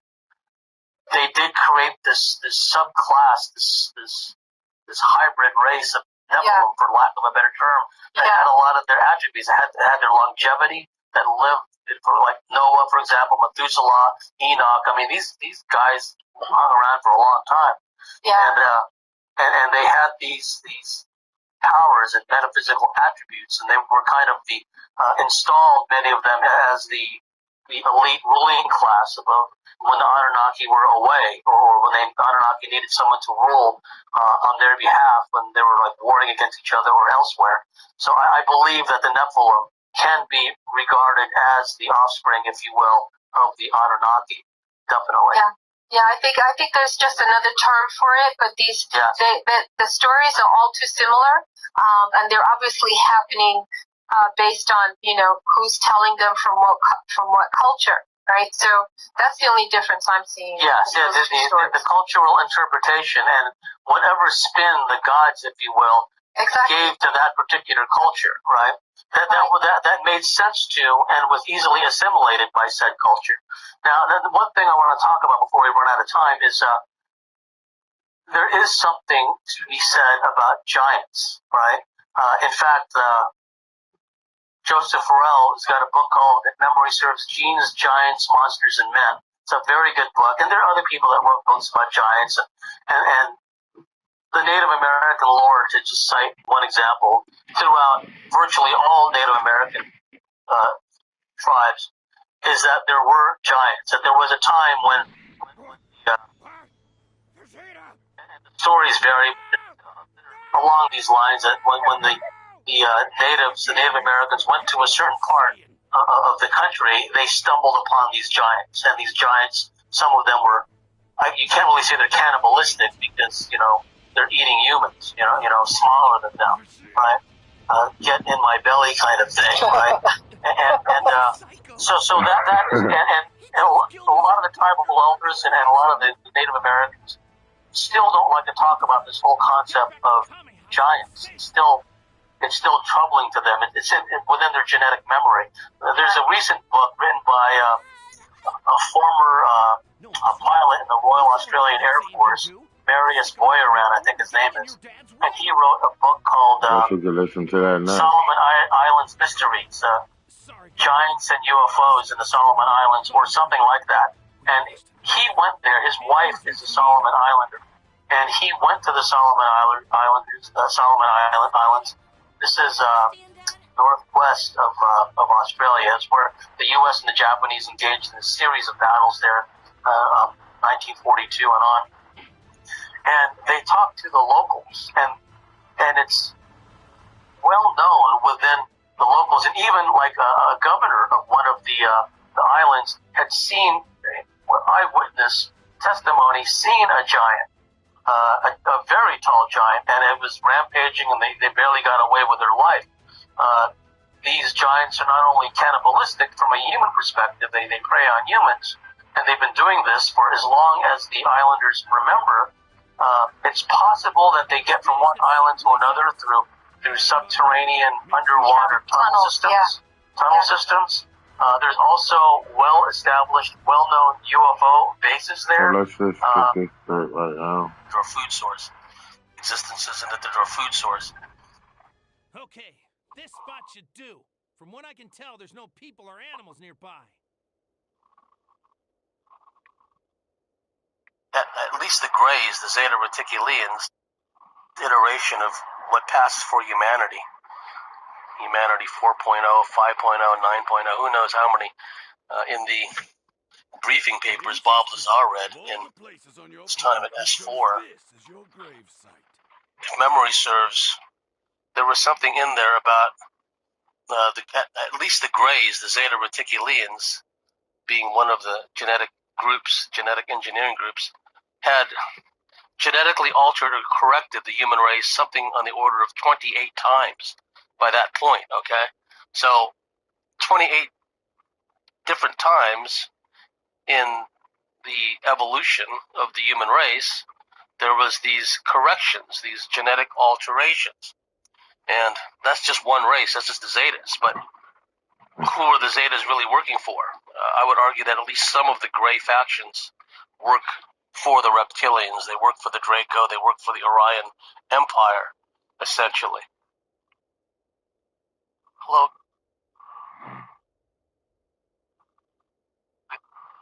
Right? But that's just Hollywood. 3D perspective. They have the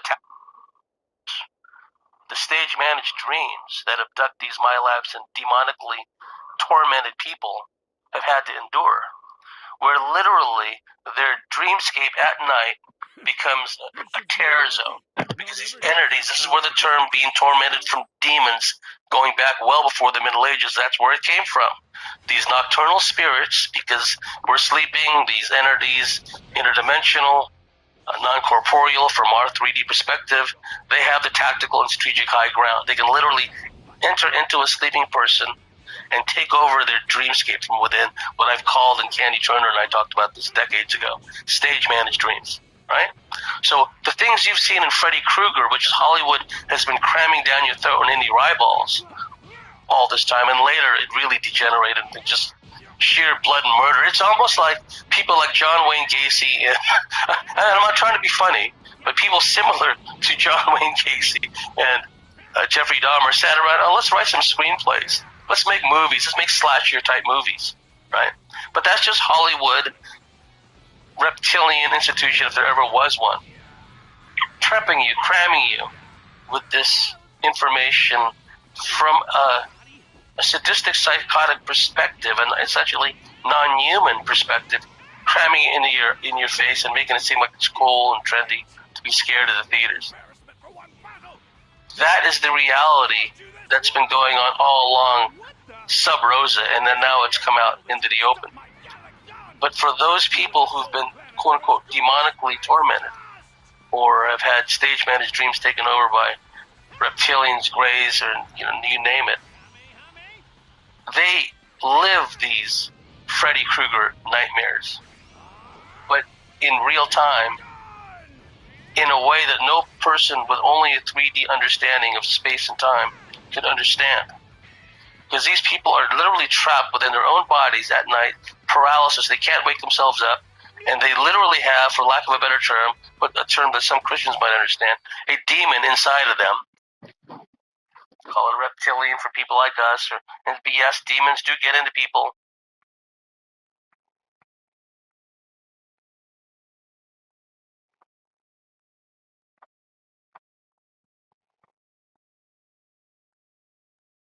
Oh, man, Lord, man.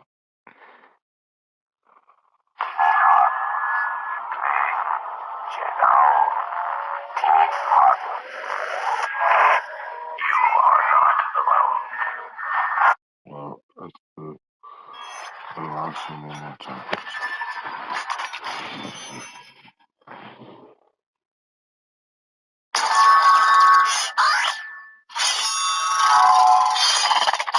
Shalom. Shalom. All right, welcome back to chapter 17 in the Gospel of St. Matthew straight through. I'm Brother Yerushalayim, the messenger of the day. And to my left, the reader. Big Jowder. Hallelujah. Hallelujah. All right, let's start off with Isaiah chapter 28 and verse 10. So go ahead. Isaiah chapter 28, verse 10. This is how you read the Bible. Come on. For precept must be upon precept. If you wonder why the Christian pastors don't understand the Bible, Read. For precept must be upon precept. That's why, because precept has to be upon precept. The Bible explains itself. Come on. Precept upon precept. Read. Line upon line. Line upon line in the context, not nitpicking one verse and running off for hours speaking on it. Come on. Line upon line. Line upon line. Why does God has to keep telling you twice, 2 and 3 times, because our people don't understand. Come on. Here a little. Here a little from one chapter or one verse. And there a little from another chapter and another verse. You got to piece it together. It's one big puzzle. That's why it's hard for most people to understand it. It's not written like a novel. Proverbs 28 and verse 26. Proverbs 28, verse 26. Come on.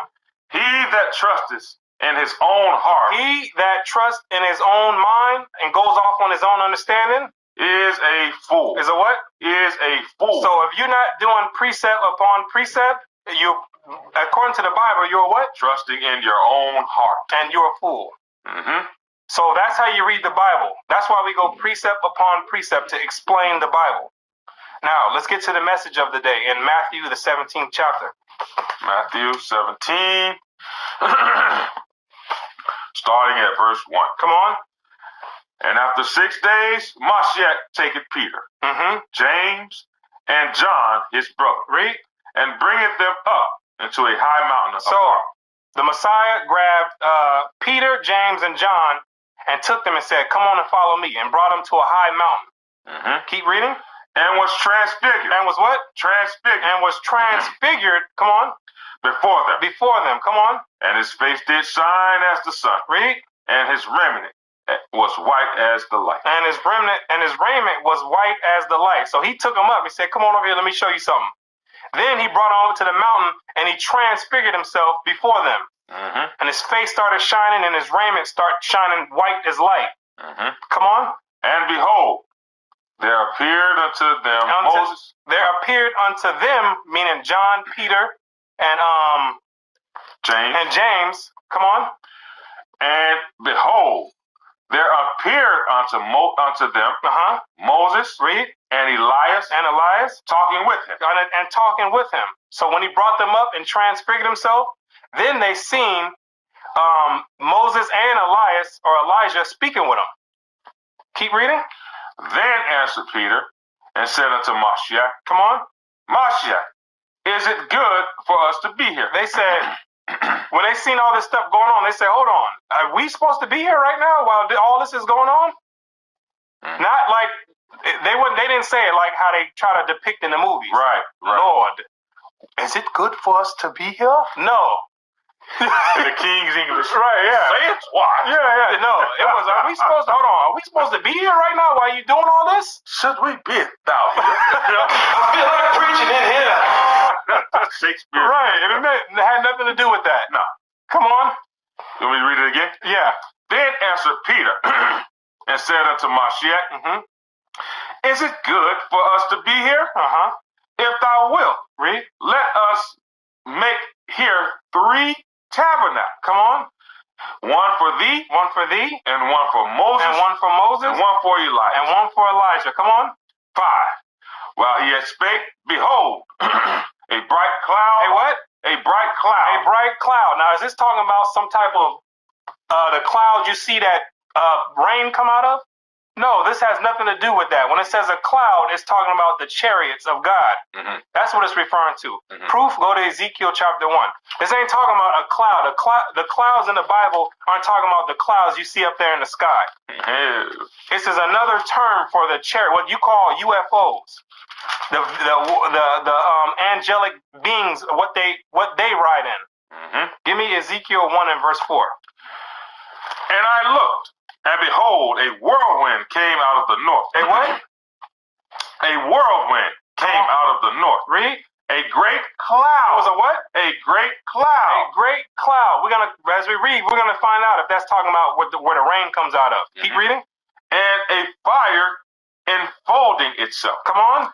And a brightness was about it. Come on. And out of the midst thereof, as the color of amber, out of the midst of fire. Out of the fire. Now jump down to verse 14. Ezekiel chapter 1, verse 14. Reads as follows. And the living creatures ran and returned as the appearance of a flash of light. So these things was moving quick. They was moving quick all the way around. Jump down to verse 6. Keep going. Matter of fact, keep going. Now, as I beheld the living creatures, behold, one wheel upon the earth by the living creatures. Read. With his four faces. Come on. The appearance of the wheel. Of the what? The wheels. The clouds are what? Wheels. Come on. And their work was like unto the color of a beryl. Come on. And they four had one likeness. Read. And their appearance and their work was as it were a wheel in the middle of a wheel. A wheel in the middle of the wheel. That's what he was saying. A wheel in the middle of a wheel. Jump to verse 19.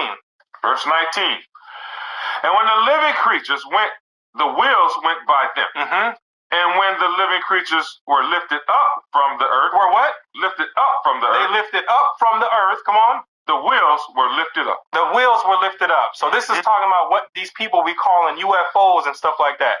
Unidentified flying objects. That's what the clouds represent in the Bible. Yes, those things are real, but they're not unidentified. They're identified. The government knows exactly what those things are. Preach. Go back to Matthew 17. Matthew 17 and verse 5. Verse 5. While he had spake, behold, a bright cloud overshadowed them. This was a UFO, what they were called a UFO. It's called a chariot or a whirlwind in the Bible. Those are all three synonymous. Come on. And behold, a voice out of the cloud, which said, This is my beloved Son, in whom I am well pleased. Come on. Hear ye him. Hear ye him. That's what the voice out of the UFO or out of the chariot said. It said, hear ye him. Deuteronomy 18, verse 15. Oh, boy. I was just going to suggest that. This is a prophecy coming to pass. Oh, yeah. All the way written from the time of Moses. One of my favorite verses. Exactly. Oh, exactly. Yeah. 15. The Most High thy Yah will raise up unto thee a prophet from the midst of thee, of thy brother. Of your brother. I'm talking about of the children of Israel. Come on. Like unto me. He's going to be just like me. He's going to be a savior just like me. Come on. Unto him ye shall hearken. Read. According to all that thou desirest of the Most High thy Yah in Horeb, in the day of the assembly, saying. That's it right there. So it says, unto him shall ye hearken. So when you read in Matthew 17 right now, this is coming to pass. The fulfillment of this is coming to pass. Now, when this new prophet came, Yahushua, who you call Jesus Christ, now he's taking the spot of Moses. So he's saying, listen to him, because he's going to give you the full understanding on these laws that were brought forth. He's giving you the full, complete understanding how to love thy neighbor as thyself. Oh, yeah. And how to love the Most High, how to worship the Most High God. Something to say? Can I read 19? Yeah, go ahead. 19. Deuteronomy 18 and 19. And it shall come to pass that whosoever will not hearken unto my words. Whosoever is talking about the whosoever of the children of Israel. Whosoever of the children of Israel will not listen unto my words. Come on. Which he shall speak in my name. Which he shall speak. That prophet that's to come, Yahushua, who you call Jesus Christ, who he speaks in my name, I will require it of him. You're going to have to pay. The blood going to be on your own head. You're done. So the correct understanding that the Messiah came to give, that's what we need to be following, the Messiah. He's giving the correct breakdown on the Torah or the law. He's showing you exactly how to live and love thy neighbor as thyself. Right. That was his mission. Come on. Matthew 17 and verse 6. Matthew chapter 17, verse 6. Come on. And when the disciples heard it, they fell on their faces. When the disciples heard it, talking about the voice that was in that chariot, when they heard it, they did what? Fell on their face. They fell on their face. Come on. And were so afraid. And they were afraid. Why were they afraid? Exodus 20, verse 18. Ooh. Why were they afraid? They heard this voice. What was they so afraid of? Because according to the Christian cult, they teach that God is just whispering. He's some loving guy that's up there. Oh, Lord thy God. Right. Oh, the Lord thy God. Hear ye him. Is that what happened when the chariots came? Let's find out. 18. Exodus 20, verse 18. Come on. And all the people saw the thunder and the lightning and the noise of the trumpet and the mountain smoke. Come on. And when the people saw it, they removed and stood afar off. And they said unto Moshe, the children of Israel said unto Moses, speak thou with us. You speak with us. Come on. And we will hear. And we will listen to you. Come on. But let not Yahweh speak with us. But let not what? Yah speak with us. Don't let that man that's up there in the chariot. We don't want to hear him. We don't want to hear him at all. Because if we hear him, wait, keep reading. Lest we die. Because there's a chance we might give up the ghost. We're gonna die. That's how terrifying the voice is of the Most High. There's a chance you might give up the ghost as soon as you hear the word. As soon as he begin to utter the first sign or the first part of the word, you might just give it up. So they said, let him stop talking to us right now, and we'll listen to you. So go ahead. And that's where they get the law of Moses from. Right. Exactly. But that's why they call it the law of Moses, like he was bringing out, because we said we don't want him to talk to us no more. Have Moses speak to us. We'll hear him, and we'll listen to him, because that voice up there is too terrifying. Can't do that. It said that it's the same thing with the Messiah. They said that the Messiah had his voice was the sound of many waters. In order to talk to 5,000 people, he wasn't whispering like they do, like they depict on the on all those Christian movies. Like he was just some whispering, some guy up there, effeminate whispering and all that. No, in order to talk to 5,000 people, you had to have bass in your voice. Crying loud. He was an austere man. It was to the point where the disciples at one point were scared to ask him questions.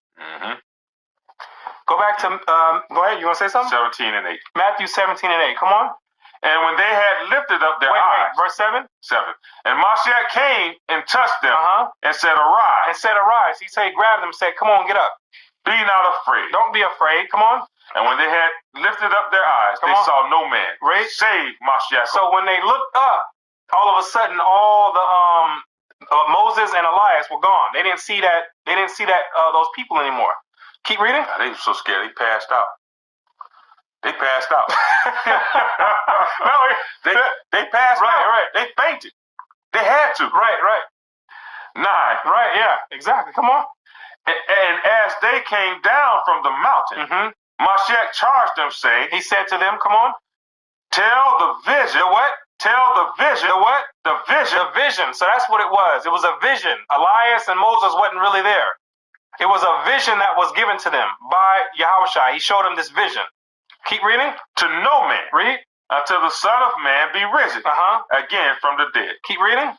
And his disciples asked him, saying, why then say the scribes that Elias must come first? Why did the scribes say that Elijah is supposed to come first? Why they say he's supposed to come before the Messiah? Keep reading. And Mashiach answered and said unto them, Elias truly shall first come and restore all things. Elias is supposed to come and restore all things. Keep going. 12.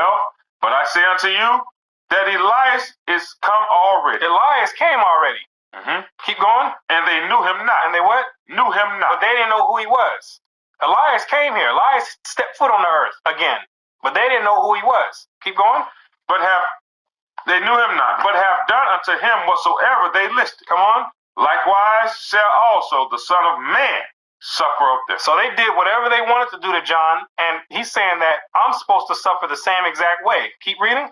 Then the disciples understood that he spake unto them of John the Baptist. Of who? John the Baptist. Of John the Baptist. Well, how did they do whatever they wanted to do to John? They beheaded him, put him in prison, took his head off and had it on a platter. For no cause.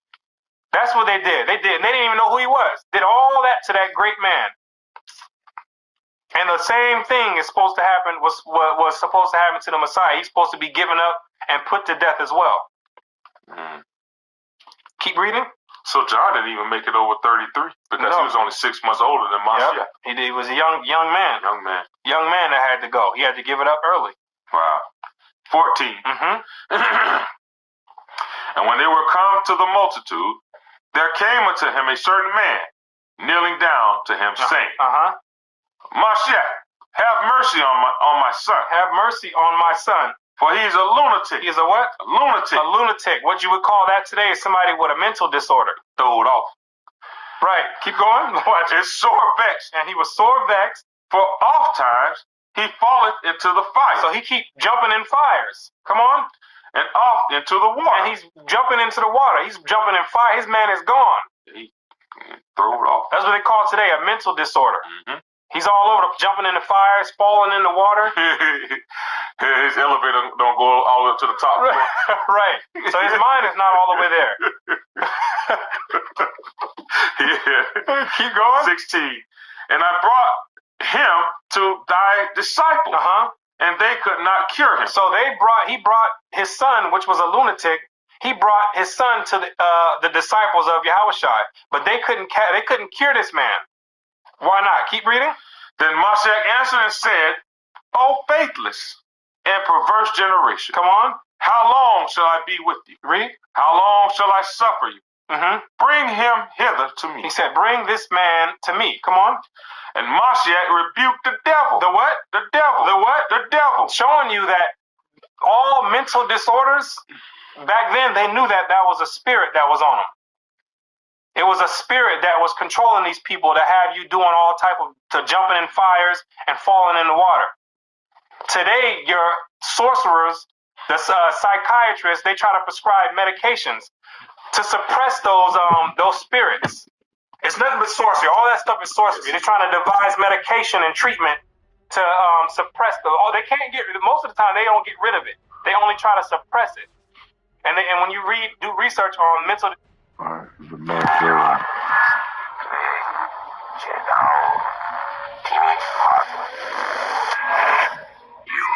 You hungry? Want a chicken patty with cheese? Okay. I have journeyed across an ocean of storms to reach you. For some time, your world has sheltered one of my citizens. For reasons unknown, he has chosen to keep his existence a secret from you. He will have made efforts to blend in. He will look like you, but he is not one of you.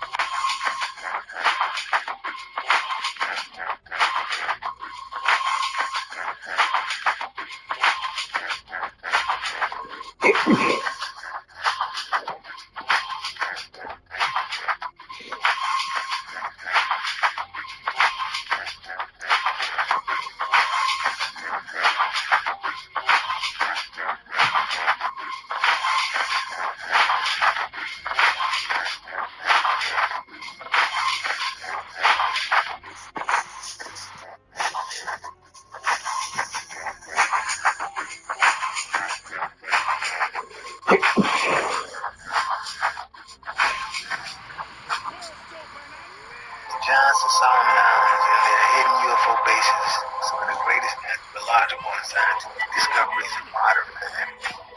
Welcome to the SolomonJohns.com. Contained in this website is extraordinary information on worldwide issues that have been tormenting intellectuals for centuries. It is about two phenomenal discoveries that I have found existing in the Solomon Islands, and this website is a further attempt, once again, to bring them to the attention of the modern world. The first discovery is about how the people of the Solomon Islands have shared their islands with previously undiscovered to modern world race of humanoids for a millennium, right to this very present day. For a variety of reasons explained, this has not been known by the rest of the world until now. The second discovery is about the whereabouts of hidden UFO bases that I have found existing in the Solomon Islands, quite possibly the same amount of time. And how there seems to be a link between the giants and the extraterrestrials making the Solomon Islands their home. For many reasons, these groundbreaking discoveries have compelled me to share them with the rest of the world. It has always been my sincere hope that hundreds researchers follow up on work by going to the Solomons to continue on. Science is definitely a progression of new discoveries, and these are some of them. The Solomon Island people named the undiscovered hominoids mention the giants, which is linguistically ironic for the isolated Solomon Islanders, as throughout history, including in the Bible and other prominent books, the same name has been used in other parts of the world to describe these huge, elusive hominoids. To explain some facts about the giant race existing in the Solomon Islands, I will use the giants of Guadalcanal as an example. The giants of Guadalcanal are named as such by the Guadalcanal people, and from my observations, they seem to be very similar to the Sasquatch, Bigfoot, Yeti, Yowie, and such suspected to be found in other parts of the world. At this moment in time, there are hundreds, quite possibly thousands of these giant people, and I use the word people for a reason. Living inside the huge tropical rainforest, jungle mountain ranges of Guadalcanal, as the Guadalcanal people will tell you. All claims about the Guadalcanal giants can be supported by the indigenous Guadalcanal people of the island, as it totally plays the major part of their entire grassroots culture, past and present. Apart from being known for building timber-based structures with sheltering sago palm and other leaf, they have vast cave systems running within the majority length of the mountains of this 200-plus kilometer long tropical jungle island.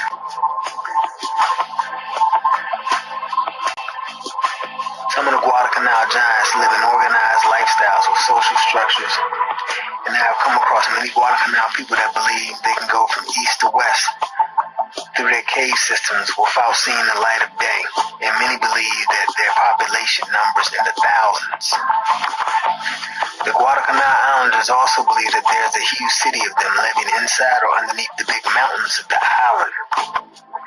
Mount Tatuva is definitely one of these cities' main entrances, and if anyone ever wished to film them, the closest villages to Mount Tatuva, but they are also seen regularly, as a good starting point.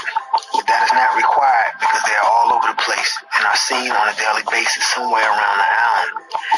Actually, I can think of a dozen places around the island, apart from the Mount Tatuva area, that are good starting places for the beginnings of gathering documentary photographic evidence of them.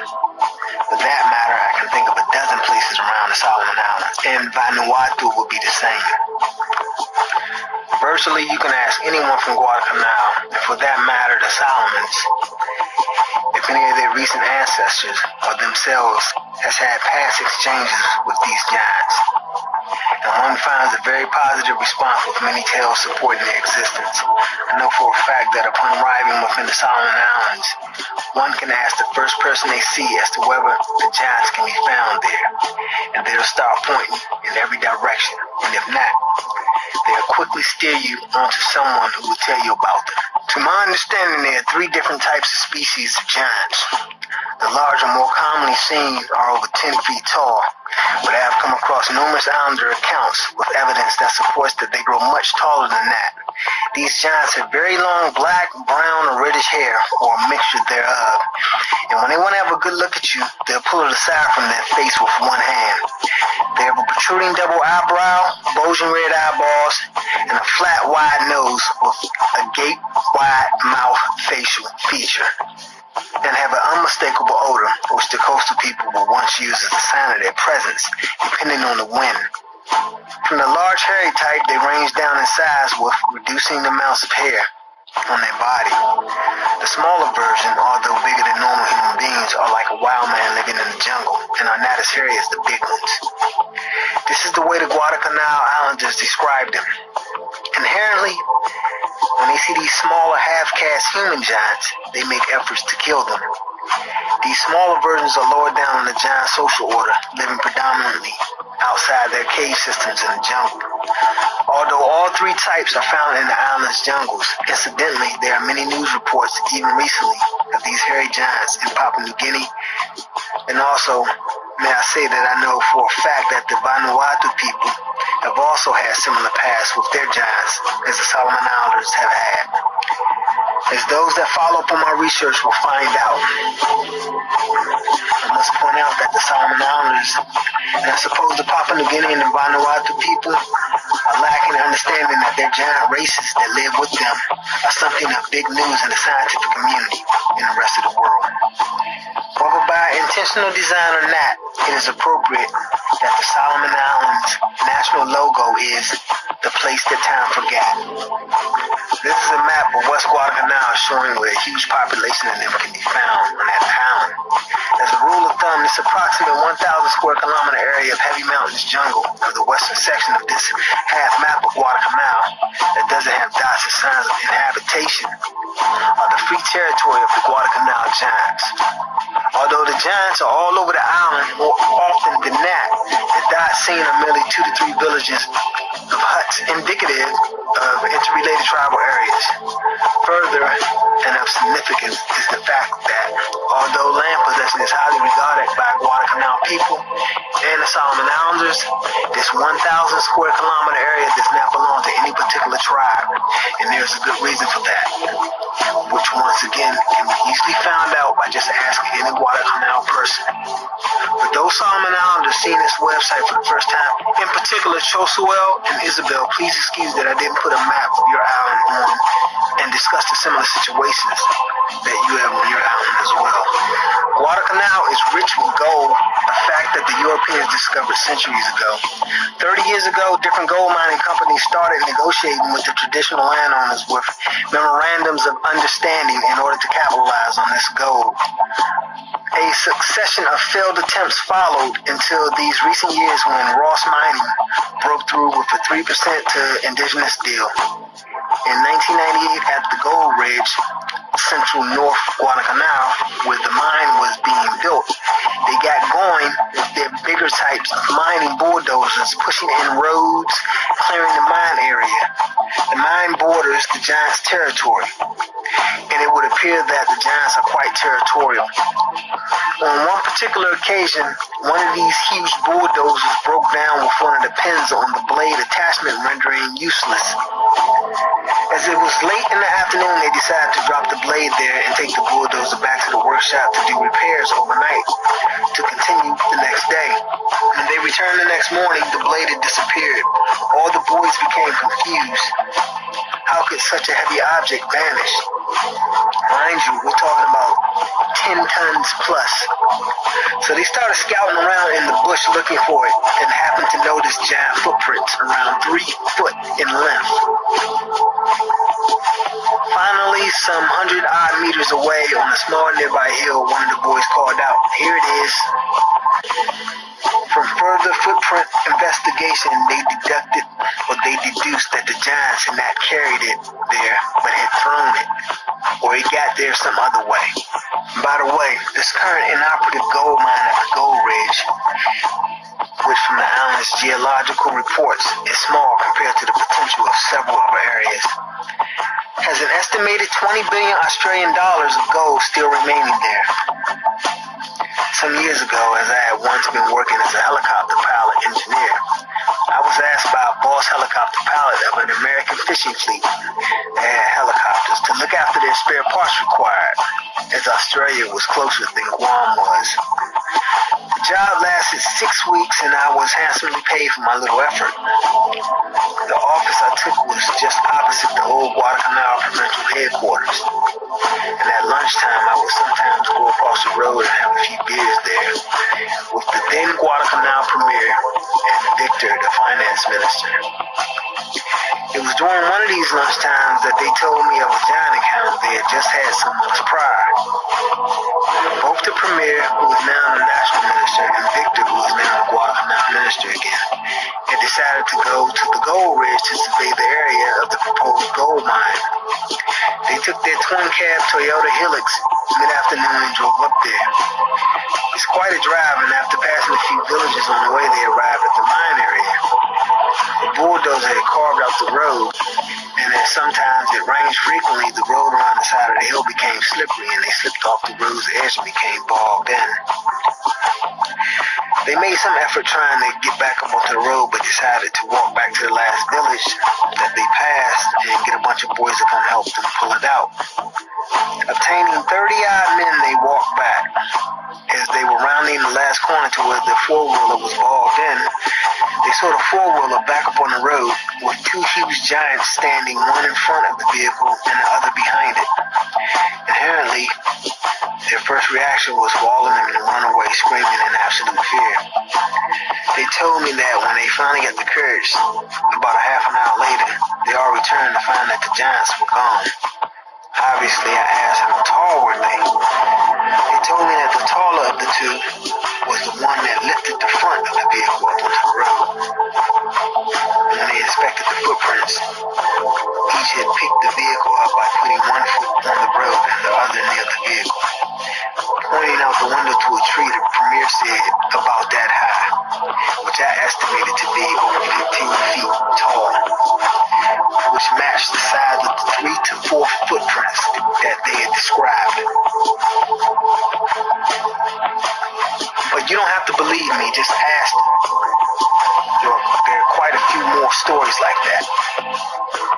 The Guadalcanal people and many others all know the story of Mango, who passed away 2 years ago. She had been kidnapped by the giants 50 years ago and spent 25 odd years with them. And like them all, they had given her up for dead until she was found pregnant, hysterically frothing from the mouth in a garden on the northeast coast. A giant had taken her as a wife. When the men realized who she was, they tried capturing her, but because her skin was all slimy as an eel, they found it difficult holding her down. One of the men got an ingenious idea and got some particularly rough-sided leaves, of which they used to hold her down and tie her up with some vines. Understandably, she was mentally unstable for the remainder of her life. But through her pregnancy, she gave birth to a half-caste boy. The bastard boy lived to the age of 5 when one of Mango's brothers slaughtered him. Peter and a few other friends of mine know where he's buried at. Mango is just one of many that this type of thing has happened to. Apes and monkeys cannot breed with Homo sapiens. Where do I think the giants come from? I believe that they are surviving species of hominoids that have branched off well before the Neanderthal man and have developed throughout evolution to be what they are today. The Guadalcanal people also believe that the giants were there before they were. I know for a fact that their gene pool allows them to breed with us, as those that follow up on my research will find out. The Guadalcanal giants are definitely some sort of surviving species of hominoid, once closely related to Homo sapiens, as scientists tell us that it is genetically impossible for Homo sapiens to breed with apes and monkeys. Still living today in Guadalcanal, and goodness knows where else, are crossbred descendants from the giants. Just ask any Guadalcanal person and they'll tell you about them and where they are living. But here are some examples I know of. Apart from the two huge, tall, half-caste giant women that can be found living in northeast Guadalcanal, there are half-caste and quarter-caste huge men who have 8-caste children to Guadalcanal women, which are still living today at Tangaray of the weather coast of southwest Guadalcanal. Anyone can go see these huge interspecies bred people. Even though Silver died in the early 1990s, Guinea, his son, and his children, some who have bred themselves, are still alive.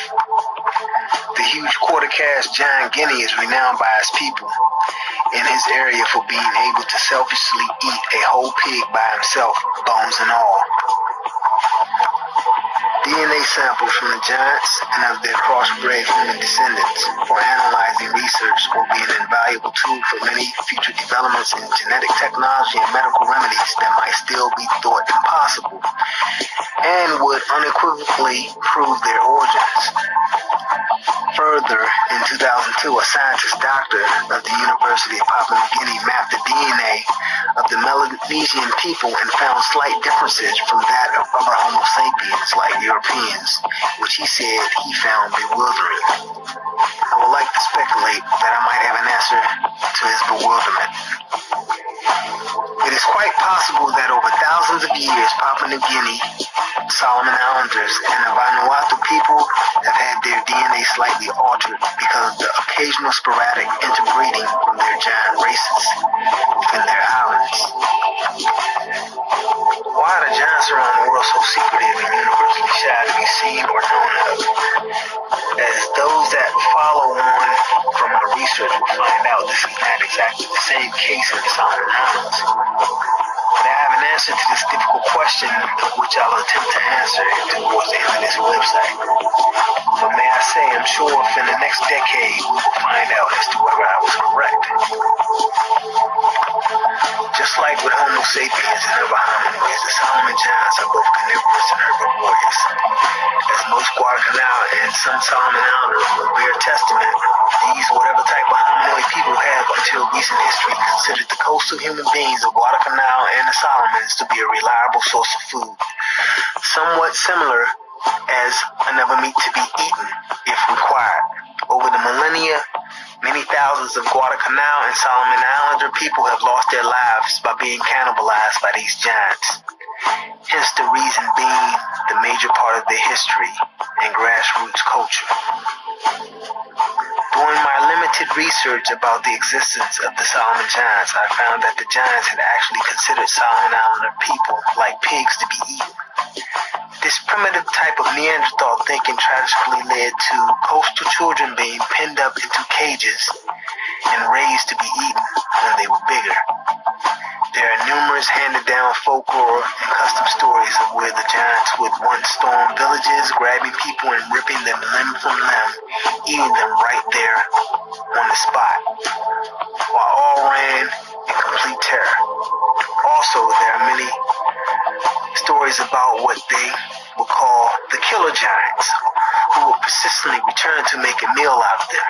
There's a record in the well-known Guadalcanal folklore custom story of an incident that happened at the weather coast of southwest Guadalcanal, where a village idiot managed to kill 5 killer giant brothers, exacting revenge on behalf of his people, and in return gaining the hand of the paramount chief's daughter, and a few other things. It is my belief that one of the major reasons why the Solomon Islanders and the Vanuatu populations are far smaller than what they should be is because, just as an example, over 5,000 years through which the giants of the islands, considering the people as food to be eaten, those people never had the opportunity to breed. Even if it was 50 people a year that were cannibalized, in just only over 5,000 years, then that's 250,000 people that never bred. Unfortunately, the statistics of the giants' cannibalism is far worse than that, as those that follow up on my research will find out. There is one giant who is famously known to the Guadalcanal people for being responsible for taking them off the menu. Ludi Makodi, who is still the chief of the giants, changed the murderous behavior of the giants towards the Guadalcanal people forever in the giant wars of the early 20th century that were fought against the clans that opposed these changes. When you find out the story about how he changed the rest of the giants' attitudes of cannibalizing the Guadalcanal people about a century ago, you will be blown away.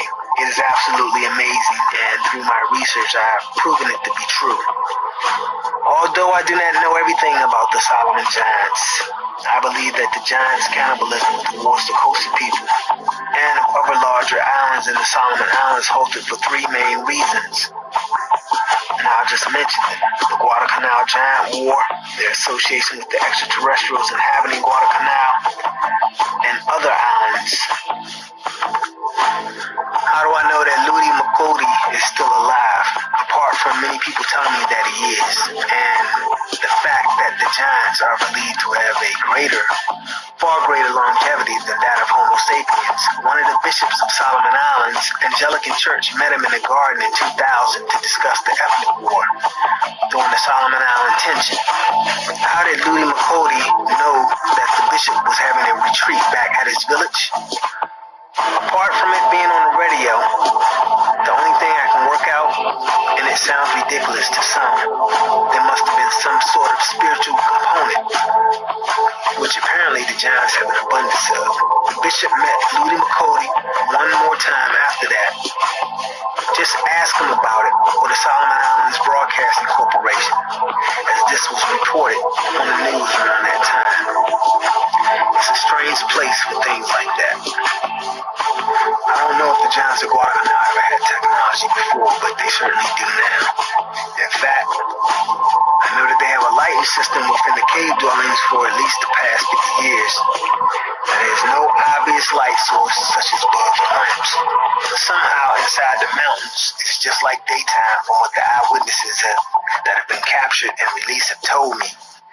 There's a reason why I use the word technology, because other independent, credible witnesses have told me of happenings that overwhelmingly support this.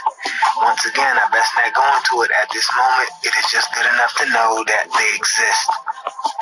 Guadalcanal, Maliita, Choisu, Isabel, and Maquere have literally hundreds of caves and remnants of giant artifacts. And on these islands, anyone can visit many of them. Some giants of old will bury their dead in a similar fashion as Jesus was at first, with a stone rolled across the tomb's entrance. Ezekiel Albua, a once prime minister and the previous Guadalcanal premier, whom asked me to make the giants a reality for him, knows of a burial cave at East Guadalcanal that his father took him to when he was a child. Within that cave, there is a perfect, approximately 15-foot giant skeleton laid out.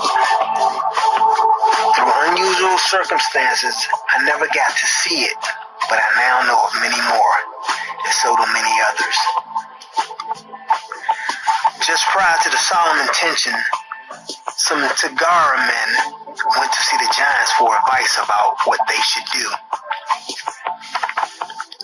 They did not follow their advice, and so when they went back the second time, as they had not followed their advice, the giants told them that it's all up to them now, and told them to get lost. Surprisingly enough, that was all reported on the Solomon Island Broadcasting Corporation news. When a white man hears such things, and there are plenty of them, for some reason it's always gone straight over their heads, and they haven't even got the least bit curious. Well, I did. Just briefly, you can ask nearly anyone in the Solomon Islands, most certainly the Guadalcanal, about this particular incident. One night, sometime during the 1960s, for some reason, I never found out why, but the giants went through Honduras and smashed the town to pieces. This is a well-known story of recent Guadalcanal giant history. Mind you, there are plenty. At Christmas 2002, I was sitting on my veranda around lunchtime with my wife and a few others, and a couple of men. Don't come back. The only choice now is to gather energy from all over the earth and make a spirit bomb. We gotta come back to this part 2.